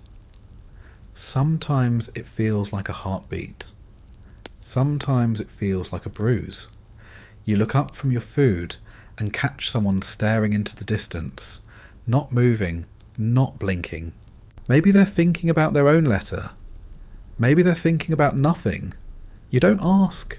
You just keep eating. That's how you deal with it, quietly, consistently, one bite at a time. When the laughter fades, the loneliness settles in. It's not sudden. It doesn't arrive like a thought. It just grows in the silence that follows. You can be surrounded by 50 men and still feel alone enough to hear your own breath. It's not sadness exactly. It's more like an echo. You eat to fill it, but it doesn't go away. Yeah, you scrape the last bit of food from your can, lick the spoon clean, and sit still for a moment. The meal is done, but the act of eating never really ends. It's just another cycle. Open, eat, wait, remember. You wipe your mouth with your sleeve and light a cigarette. The smoke rises slow, curling into the damp air. The jungle hums again. Insects, wind, distant thunder. It feels like the world is chewing right alongside you. You think about the next letter, the next meal, the next laugh that might be real or forced or both. You take another drag, exhale, and listen to the sound of someone else quietly unfolding paper. Lunch ends without announcement. Men stand, stretch, walk away. The laughter is gone, replaced by the shuffle of boots and the clatter of metal. You watch them go, then stand yourself. You slip the letter back into your pocket, tighten the strap on your rifle, and start moving. The taste of food fades first. The smell of smoke lingers longer, but it's the silence that stays with you the most. That hollow space between laughter and duty, between company and solitude. You breathe it in, slow and even, and step back into the heat. Lunch is over. The loneliness isn't. It never really is. The jungle was always hungry. It ate everything that stayed still too long. Food, metal, clothes, people. But it also offered its own version of generosity. Things crawled, slithered, flew, and bit their way across your path. Sometimes they ignored you. Sometimes they didn't. And sometimes, when your stomach was empty enough and the cans were gone, you started to see the difference between what tried to kill you and what could keep you alive. The rats came first. They were everywhere. In the tents, in the trenches, in the boxes of rations you thought were sealed tight. You'd wake up to the sound of them scurrying, claws tapping against metal, teeth gnawing on something you didn't want to identify. You'd chase them off with the butt of your rifle, but they always came back. The jungle made sure of that. They lived better than you did, in a way. They knew where to find food, where to hide, how to move in silence. Some men trapped them for sport, others out of frustration. A few trapped them for something else. You'd see it happen late at night. A rat caught, skinned, roasted over a small fire. The smell was sharp and oily. The meat looked grey, stringy, but it was protein. And out here, protein mattered more than pride. The first bite was always the hardest. You told yourself it was chicken. You told yourself it was fine. The taste wasn't the problem. The thought was. You chewed slowly, swallowed, waited. Hunger didn't argue much after that. Then there were the leeches. They didn't crawl so much as appear. You'd walk through a flooded patch of jungle, and by the time you got to dry ground, they'd already attached themselves. Small, black, almost invisible at first. You'd feel a faint tug on your skin, look down, and see them swollen with your blood. You could peel them off, but they left marks that didn't go away quickly. You didn't eat leeches. No one did, not willingly. But they were still part of your diet in a way. You lost blood to them every day, little by little. And that was the same thing as feeding something else instead of yourself. You started to notice it in how light you felt after long patrols. Not weaker, just less full of something. The jungle took its share quietly. Snakes were different. They were danger and dinner in the same skin. You learned to tell which were worth avoiding and which could be worth the risk. The bright ones were trouble. The dull ones might save you. You'd see them coiled on branches, moving through the mud, blending with the vines. You stepped carefully, always. Sometimes, though, hunger and caution switched places. A snake meant meat, and meat meant a break from the cans. If someone killed one, it became an event. A rare victory over a place that didn't hand out many. The body was heavy, the skin cold to the touch. You'd clean it with a knife that was never sharp enough, skin it with steady hands, and hold the flesh over the fire. The smell was strange, halfway between chicken and fish, smoky and faintly sweet. You ate carefully, pulling the meat from the bones, tasting the texture more than the flavour. It wasn't bad, it wasn't good, it was different. And that was enough to feel like luxury. For a few minutes, you could close your eyes and imagine a meal that didn't come from a can. The jungle had more to offer if you were desperate enough to look. Frogs, lizards, snails, beetles. Some men knew what was safe, others guessed. The line between bravery and stupidity blurred easily. You'd see a man pop something into his mouth just to feel something new. Sometimes he'd smile. Sometimes he'd spend the night curled up, sweating through another kind of regret. The locals seemed to handle it better. You'd see them cooking over small fires, using herbs and leaves you didn't recognise. Their food smelled real. You'd watch from a distance, pretending not to stare. Sometimes they'd share, offering a handful of rice, a piece of fruit, a slice of meat you didn't identify until later. You learned to accept it without asking questions. Curiosity wasn't worth offending generosity. The jungle never stopped moving. Ants built roads across your boots. Spiders made webs overnight that you walked through by morning. Centipedes crawled into boots left unattended. Every living thing here seemed to test you, to see if you could ignore it long enough for it to become a part of your life. Eventually you did. You stopped flinching. You just existed alongside it all. There were nights when the rats were too loud to ignore. You'd wake up to one chewing near your head, the sound sharper than gunfire in the dark. You'd throw something, curse under your breath, and lie there listening to them scatter. Sometimes you'd hear one fall into a can left open, the metal ringing like a bell. You didn't get up. You just waited until morning. The smell of animal was everywhere, musky, damp, close. You could tell when something had died nearby by the thickness of the air.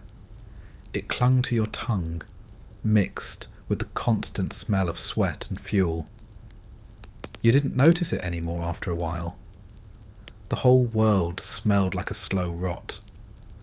Once, you found a snake inside a ration box, curled up between cans, still alive, still waiting.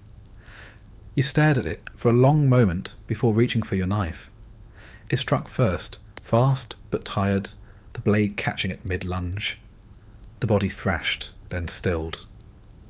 You stood there, breathing hard, then laughed. It felt absurd. A snake hiding inside food that wasn't even edible. The jungle had a sense of humour, you decided. A cruel one. You cleaned the box, checked the cans, and ate anyway. You didn't tell anyone. It wouldn't have mattered. Everyone had their own stories like that. Things that moved when they shouldn't have. Things that looked edible until they weren't. The jungle was full of near misses. The sound of insects never stopped, even while you ate, especially while you ate. The droning filled the air, a steady hum that made silence impossible. You could hear the wings brushing your ears, the legs landing on your food. You'd brush them away lazily, keep eating. Protein, someone would joke. You never laughed the first time, but eventually you did. The line between disgust and acceptance blurred fast. You stopped noticing small movements. You stopped worrying about what got in your food. You started thinking of the jungle not as an enemy, but as a system, one that didn't care whether you fit or not. You were just another moving part. When the rations ran low, you became part of that system willingly. You found food where you could. A rat caught in a trap. A snake unlucky enough to cross the wrong path. A frog hiding in a puddle. You cleaned them, cooked them, ate them, and told yourself it was fine. It was survival, not choice. But deep down, you started to understand that the jungle wasn't feeding you. It was letting you feed from it. There's a difference. The firelight made the meat glisten. The smell rose through the damp air, sharp and earthy. You chewed quietly, trying not to think too hard about what you were tasting. The others did the same. No one talked much during those meals. You all knew the rules. Don't ask, don't name, don't think. Just eat. When it was over, you wiped your hands on your pants, buried the bones, and sat back. The jungle buzzed louder now, as if acknowledging the exchange. You'd eaten part of it, and it had already taken part of you. That felt fair somehow. Out here, food wasn't about comfort or taste or memory anymore. It was about staying part of the pattern, about matching the rhythm of a place that didn't care if you understood it. You stopped thinking about what was edible and started thinking about what was possible. And, in a strange way, that made everything edible. You closed your eyes listening to the soft rustle of movement in the dark, the rats, the snakes, the unseen things crawling through the wet leaves. You knew they were coming back. They always did. The jungle never ran out of mouths.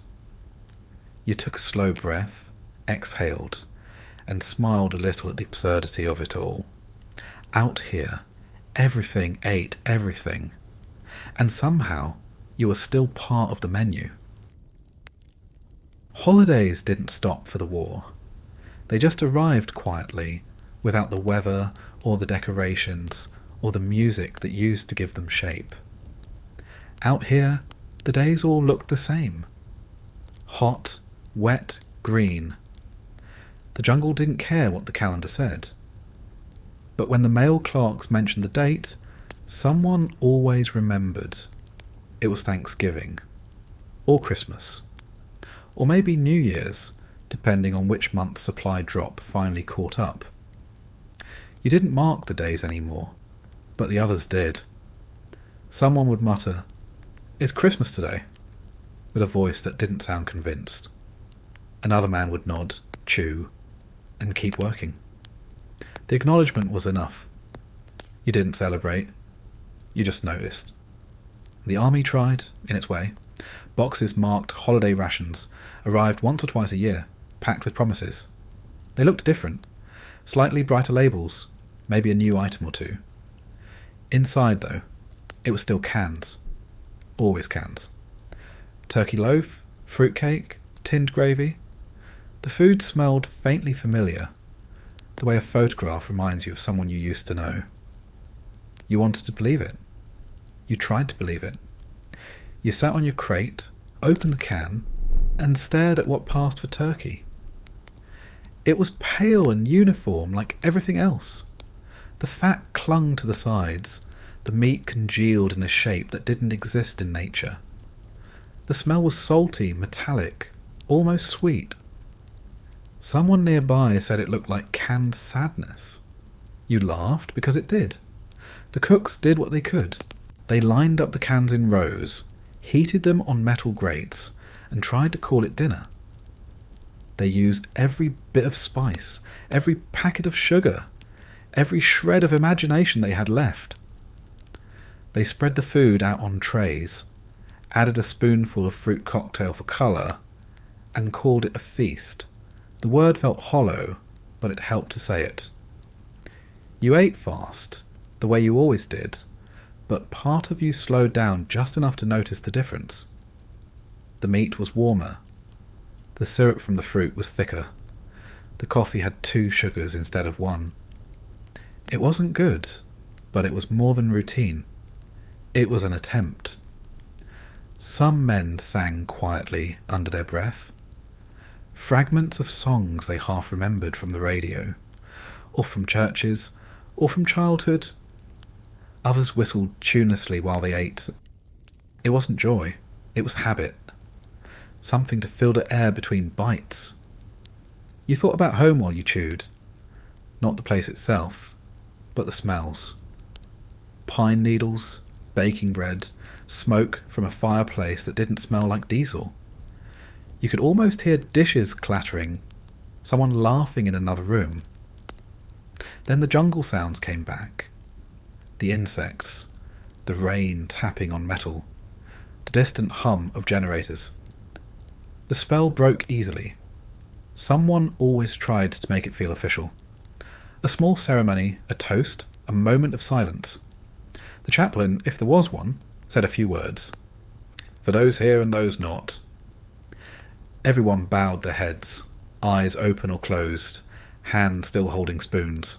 The words drifted away as soon as they were spoken. No one said Amen. After the meal, there were small gifts, a packet of gum, a chocolate bar, maybe a letter from home if you were lucky. Someone produced a tiny bottle of whiskey, hidden since the last supply run, and poured thimble-sized drinks into canteen cups. The smell was sharp, cutting through the heavy air. You took a sip and felt it burn all the way down. It didn't make you drunk. It just reminded you that your body could still feel something. For a few hours the camp felt almost calm. Men smiled more. Someone strung empty shell casings on a bit of wire and called it decoration. Someone else stuck a cigarette in the mud and lit it, pretending it was a candle. You all laughed quietly at the sight of it. It wasn't funny, but it was something to do. There was always talk of home cooking. Mashed potatoes, stuffing, real gravy. Everyone had a version. The stories grew elaborate, exaggerated by distance and hunger. You could almost taste them while they talked. The crisp edges, the butter, the salt. The words became food for a while. The weather didn't cooperate. It rained through Christmas, like it rained through everything. The mud thickened, the fires hissed and died, and the food cooled before you finished it. You wiped your spoon on your sleeve, finished the last bite cold, and looked up at the grey sky. It didn't look any different than yesterday. The holidays came with mail, usually delayed, letters written weeks before, full of cheer that didn't survive the journey. "Merry Christmas," someone wrote, not knowing you'd read it in February. You smiled anyway. The words didn't have to arrive on time to mean something. You kept the letters folded in your pocket, the edges soft from rereading. The ink blurred where sweat and rain had touched it. You didn't mind. They looked better that way. Lived in. Real. You read them again at night, under dim light, with the sound of frogs filling the background. The handwriting felt closer than the voice. Some men didn't read their letters. They put them away, unopened, waiting for the right moment. You stopped believing there was such a moment. Every time was the same, too hot, too tired, too far. So you opened yours whenever it came, even if your hands were still dirty from work. When the mail didn't come, the silence felt louder. You tried not to think about it, told yourself it was weather, logistics, timing. But part of you always wondered if people had stopped writing. The war lasted longer than letters could keep up with. Sometimes you didn't want to read another word that started with hope and ended with worry. Even the jungle seemed to pause on holidays. The noises changed, softer somehow. You could almost imagine it letting you have the small, strange dinner without interference. Then a branch cracked somewhere nearby, or a flare popped in the distance, and the illusion disappeared. You went back to chewing, slower this time.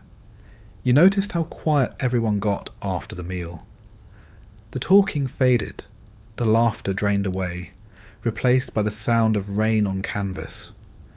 A few men lingered near the dying fire, poking at the embers with spoons, watching the smoke drift upward. The glow made their faces look older. Someone started humming again. A tune from home. Something that didn't belong here. You didn't join in, but you listened. The sound was thin, fragile, but it lasted. For a few minutes, it filled the space that food couldn't. Later, when you lay down, you could still smell the meal. The grease, the fruit syrup, the faint sweetness of something almost familiar. It mixed with the damp air and the smoke and became part of the jungle. You closed your eyes, tried to hold the smell in your head, tried to match it with a memory that fit. You couldn't. The real thing was too far away. You told yourself you'd celebrate properly when you got back. Real table, real food, real people. But deep down, you knew this version would stay with you longer. The quiet, the rain, the tin taste of turkey loaf, the strange comfort of pretending a meal meant more than it did. Holidays in the jungle were like everything else. Attempts at normal inside a place that had none. You didn't celebrate to feel joy. You celebrated to remember you were still human. Even if all you had was a can of cold turkey and a spoon. The next morning looked like any other. The rain started early. The fires died. The smell of smoke faded. The only proof that a holiday had happened were the empty cans buried in the mud, and the faint sound of someone still humming under their breath. And even that would be gone by nightfall. The jungle ended eventually, but the food didn't. It just changed shape. The war moved forward, the soldiers changed, the equipment changed, but the meals stayed trapped somewhere between convenience and punishment. C-rations turned into something else, meals ready to eat. The acronym sounded efficient, like an upgrade, but no one who ate one ever called it progress. They looked different at first. Gone were the sharp-edged cans that rusted in the rain. The new rations came sealed in thick brown plastic, vacuum-packed and silent. They were lighter, easier to carry, impossible to mistake for anything you'd ever call real food. You didn't need a can opener anymore, just hands strong enough to tear through the plastic seal. It sounded like ripping fabric when you opened it, the noise sharp against the air. Inside were packets instead of cans, foil, cardboard, pouches. Each one labelled neatly, printed in black ink that faded fast in the sun. Beef stew, chicken a la king, spaghetti with meat sauce. The names sounded like restaurant orders. The food didn't. You squeezed it out of the pouch, thick and warm, and watched it settle into the shape of nothing. They came with new accessories too.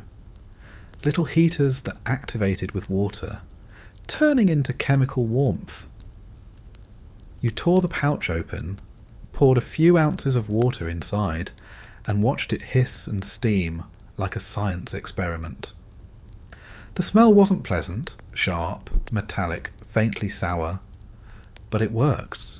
The food inside grew hot fast, faster than you trusted. You'd hold the pouch between your hands, feeling the heat spread through the thin plastic. It was a strange kind of comfort. You didn't have to build a fire anymore, didn't have to hide the smoke, didn't have to pray for dry wood. You just had to wait. But waiting didn't make it taste better. The first bite was always too hot. You'd burn your tongue on food that somehow managed to feel both dry and wet at once. The texture was smooth but wrong, like paste pretending to be stew. You chewed slowly, tasting salt, chemicals, and the faint ghost of what it was supposed to be. You swallowed, drank water, and kept eating. The packaging told you how many calories were inside. 2,000 per meal, sometimes more. Enough to keep a man alive, not enough to make him happy. You didn't need to finish it all at once. You could reseal the pouches, save some for later. Most didn't. The taste got worse the longer it sat open. The smell of MREs was different from C-rations. It didn't linger in the same way. C-rations smelled like oil and metal and effort. MREs smelled like plastic and survival. Clean, fake, efficient. You could eat one in the rain and barely notice the difference. The jungle had taught the military how to make food that didn't need air or time. It just needed you to stop expecting flavour. Men joked about them immediately. Meals rejected by everyone. Meals rarely edible. My regret every time. You heard all of them. The jokes were older than the meals themselves. They made the eating easier, the way jokes always did. They were supposed to be progress. Lighter to carry, longer shelf life, easier to distribute. The manuals praised them, the officers repeated it, and everyone else nodded without caring. Progress didn't matter when the food still tasted like the inside of a machine. You remembered the cans, the sound of metal lids popping open, the feel of the P-38 in your fingers. It had been a ritual then, a small stubborn act that connected you to the meal. The new rations didn't need tools. You just tore them open, ate, and moved on. The ritual was gone. The food came with no sound except your own chewing. There was still variety, technically. 18 menus, rotated and updated every few years. You could get chili one day, pasta the next, scrambled eggs if you were unlucky. The desserts came in separate pouches.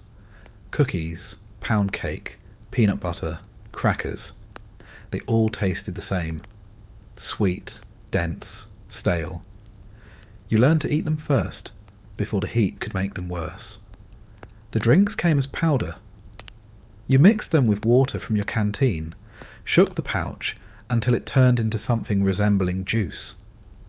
Grape, orange, fruit punch. The colours looked radioactive under sunlight. The taste was better than nothing, but not by much. You drank it anyway, if only to wash down the rest. Sometimes you'd find a surprise inside the accessory pack. A tiny bottle of Tabasco, a pack of gum, a folded napkin, 3 cigarettes, back when they still included them. The Tabasco was gold. It made everything tolerable. A few drops turned bland mush into something that at least reminded you of food. You rationed it carefully, saving it for the worst meals. Eating MREs in the field was quieter than C-rations. There was no clinking metal, no scraping spoons on cans. Just the soft crinkle of plastic and the sound of breathing. You'd sit in a circle with the others, tearing open pouches, eating in near silence. The only conversation was about which menu number was least awful. The plastic didn't rust, didn't rot, didn't disappear. Empty pouches piled up, stacked neatly or burned in small pits that filled the air with the smell of melted synthetic. The jungle had eaten the old cans eventually. The plastic stayed longer, glowing dull brown even after the rain. You wondered how long it would take the earth to forget them. The body reacted differently to this new kind of food. It was dense, compact, filled with preservatives that didn't belong in nature. You felt full after eating, but not satisfied. The heaviness settled in your stomach, slow and cold. You drank more water to keep it moving, but it lingered anyway. Some men saved them for home, sealed packs tucked into duffels like souvenirs. Proof of endurance, maybe. Proof that something existed between the front lines and civilization. You could find them years later, still intact, still edible, still tasting exactly the same. The military had invented food that couldn't die. You missed the cans more than you expected. They were inconvenient, heavy, and loud, but they felt human. The sound of a lid popping open had meant something. The weight of the metal had weight beyond itself. The new meals were lighter, smarter, emptier. You could eat them in motion and never stop walking. Progress, they said. But it didn't feel like progress. It felt like erasure. You'd sit with one in your lap, squeezing the pouch gently to mix the contents. It felt like kneading mud. You tore the top off, smelled a faint, warm chemical scent, and started eating. The taste didn't surprise you anymore. It couldn't. You'd eaten every version of disappointment before. You watched others do the same. Heads down, hands busy, faces blank. The jungle had taught you how to eat without tasting. The MREs perfected it. It was efficient in every sense. Calories in, noise out, emotion gone. You remembered when meals were moments. Small pauses in chaos. Shared fires. Traded cans. Jokes that broke the silence. Now, meals were maintenance. Just another checkbox between missions. You didn't share them much. You didn't talk about them later. You just opened, chewed, swallowed, and moved on. The brown plastic wrappers shone faintly in the light, lined up in piles, glinting like fossilized leaves. You could see the future in them, a world fed by machines, eaten by hands that no longer expected comfort. Food without memory.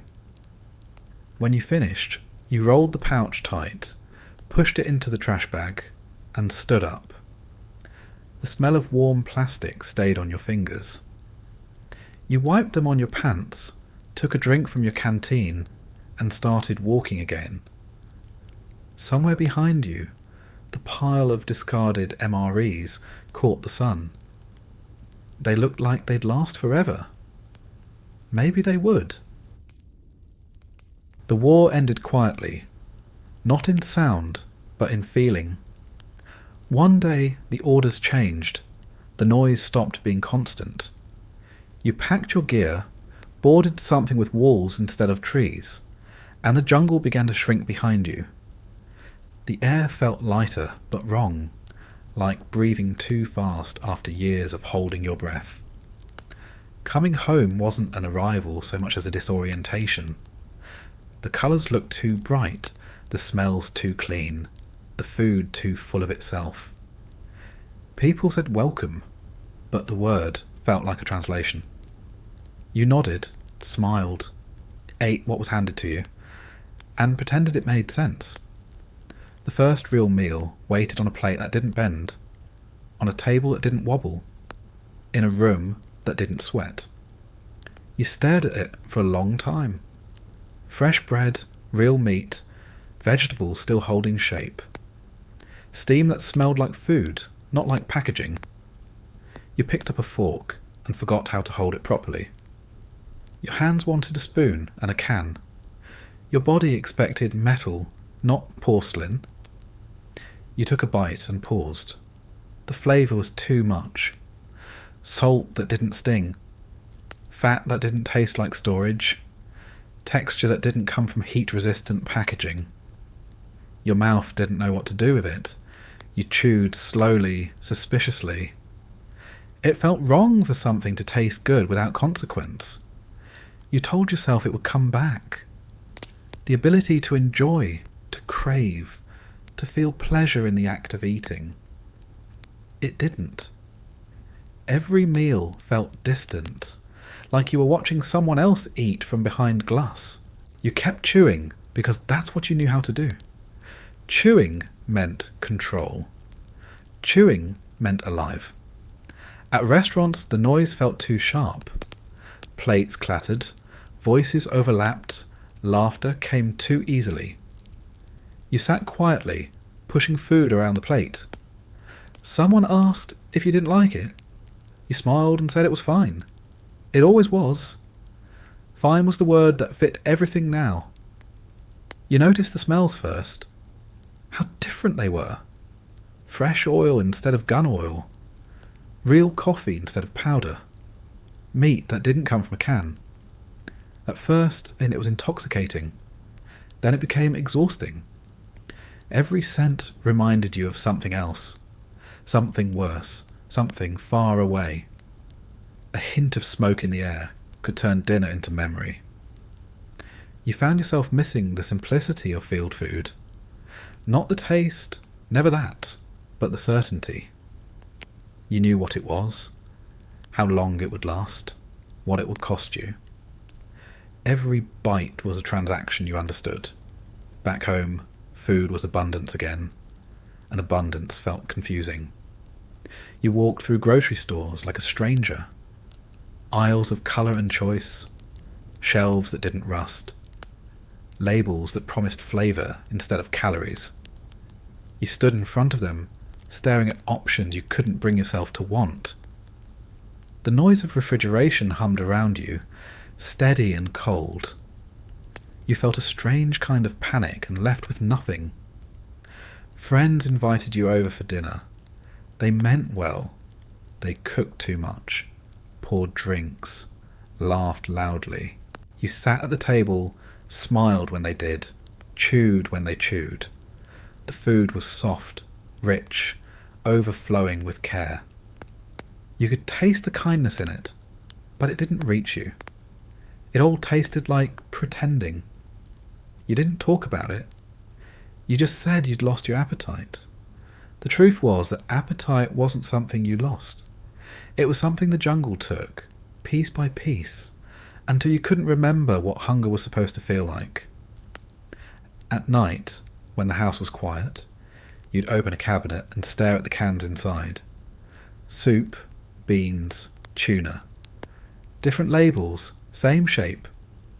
You'd take one out, feel its weight, the smooth metal under your fingers. You'd set it down, listen to the faint echo as it touched the counter. It was the sound that stayed with you. The small, hollow sound of safety pretending to be sustenance. Sometimes, when you couldn't sleep, you'd make coffee, real coffee, from a pot, not a packet. The smell filled the room, heavy and warm. You'd sit at the table, hands wrapped around the cup, and drink slowly. It didn't taste like the jungle's instant powder. It tasted too alive. You drank it anyway, even when it made your stomach ache. You found yourself drawn to bland food, bread, rice, canned soup, things that didn't demand attention. You ate quietly, methodically, without hunger. The taste didn't matter. What mattered was the act, the rhythm. The same rhythm you'd had in the field. Open, eat, move on. The people around you kept saying you were lucky to be back. You nodded, agreed, smiled when you needed to. They said you could eat whatever you wanted now. You told them you weren't sure what that meant anymore. Wanting wasn't simple after years of necessity. The old smells followed you home. Wet earth, smoke, metal. You'd catch them in places they didn't belong. Rain hitting pavement, oil on a stove, someone lighting a match. It would take you back instantly. You'd see the cans again, the mud, the firelight reflecting off grease. You'd feel the spoon in your hand, the taste of salt and exhaustion. It never left. You realised hunger wasn't just physical. It lived in the quiet spaces, in the moments between meals, in the way you looked at full plates and saw absence. You weren't starving anymore, but you were still hungry for something you couldn't eat. You tried to fix it by cooking, real cooking. You followed recipes, used fresh ingredients, filled the kitchen with steam and noise. It helped sometimes. The chopping, the sizzling, the smell of garlic and onions. It gave shape to something that had been hollow for too long. But when you sat down to eat, it still felt like memory without meaning. The act of sitting at a table felt strange. In the jungle, you'd eaten standing, crouching, walking. Food had been movement. Here, sitting felt like waiting. You'd take a bite, swallow, and look around the room like you were expecting something else to happen. You didn't talk about how much you missed the quiet of eating alone in the rain. You didn't tell anyone that sometimes, in your mind, you could still hear the spoon scraping the bottom of a can. You didn't say that part of you still measured meals in silence instead of taste. Years passed. The food changed again. New brands, new restaurants, new trends. You tried them all, or pretended to. You smiled at the right times, said it was good, said you were full. But you always finished too quickly, too neatly, too quietly. You ate like someone still on a clock. The taste of the jungle stayed. Not the flavour exactly, but the memory of it, salt, heat, metal, rain. It lived in the back of your tongue, in the rhythm of your chewing, in the way you swallowed like you were still conserving effort. You carried it like a scar you couldn't show. Once you opened a can of fruit cocktail, the kind you used to trade for cigarettes. You did it on purpose. You wanted to see if it would taste the same. You poured it into a bowl, watched the syrup glisten, smelled the faint sweetness. You took a spoonful and let it sit on your tongue. It was too sweet now, almost painful. But for a second, you were there again. You could hear the rain, feel the mud, smell the smoke. It was all still inside you. You set the spoon down, wiped your mouth, and laughed quietly to yourself. Not because it was funny, but because it was proof. Proof that taste isn't something you can leave behind. It stays. It hides. It waits.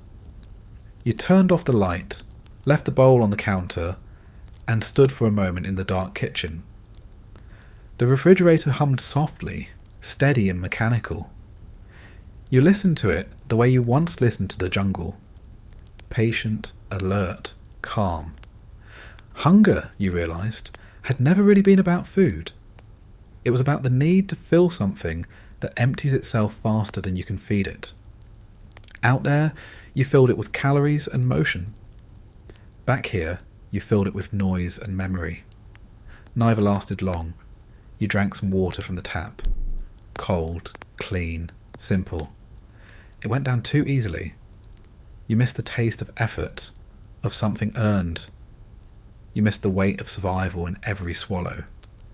You stood there for a while, cup in hand, trying to remember the last time food had made you feel human instead of just alive. The answer didn't come. It never did. You just kept eating, kept breathing, kept moving, waiting for a taste that had already outlasted the war. You look at the world now and notice how quiet it feels when you're not listening for danger. The sounds of cars, footsteps, wind through open windows, they all seem soft, distant, unreal. You eat when you're supposed to, sleep when you can, wake up to light that isn't filtered through leaves. The body adjusts faster than the mind. You walk through grocery stores sometimes just to look. You pick up a piece of fruit, feel its weight, its warmth from the air. You set it down gently, like it might bruise from remembering. The labels, the colours, the endless choice, they all hum with a kind of noise you can't hear anywhere else. The noise of comfort, the noise of forgetting. You wonder how many people know what food costs when you have to earn every bite. Not money, but energy, heat, effort, risk. You think about all the hands that opened cans in silence, all the small fires that flickered under rain, all the laughter that tried to taste like home. The war was loud, but eating was always quiet. Sometimes, when the night feels heavy and still, you can almost smell it again. The salt, the smoke, the faint sweetness of fruit syrup. You can see the faces around a fire, the way the light hit their eyes, the way they ate without speaking. You can feel the weight of the spoon in your hand, the slow movement of breath between bites. It's memory now, but it still feels like appetite. You sit in your kitchen, listening to the refrigerator hum. You take a sip of water, swallow, and think about how strange it is to eat without fear, to drink without planning, to be full without apology. You close your eyes and breathe in the smell of clean air. It's not the jungle. It's not the war. It's just life, quiet and unhurried, waiting to be tasted again. You take another breath. You don't say anything. You just let the silence settle, the way it always does after the story's done. And somewhere in that silence, between hunger and memory, between the old world and this one, the last taste still lingers. The taste that never left.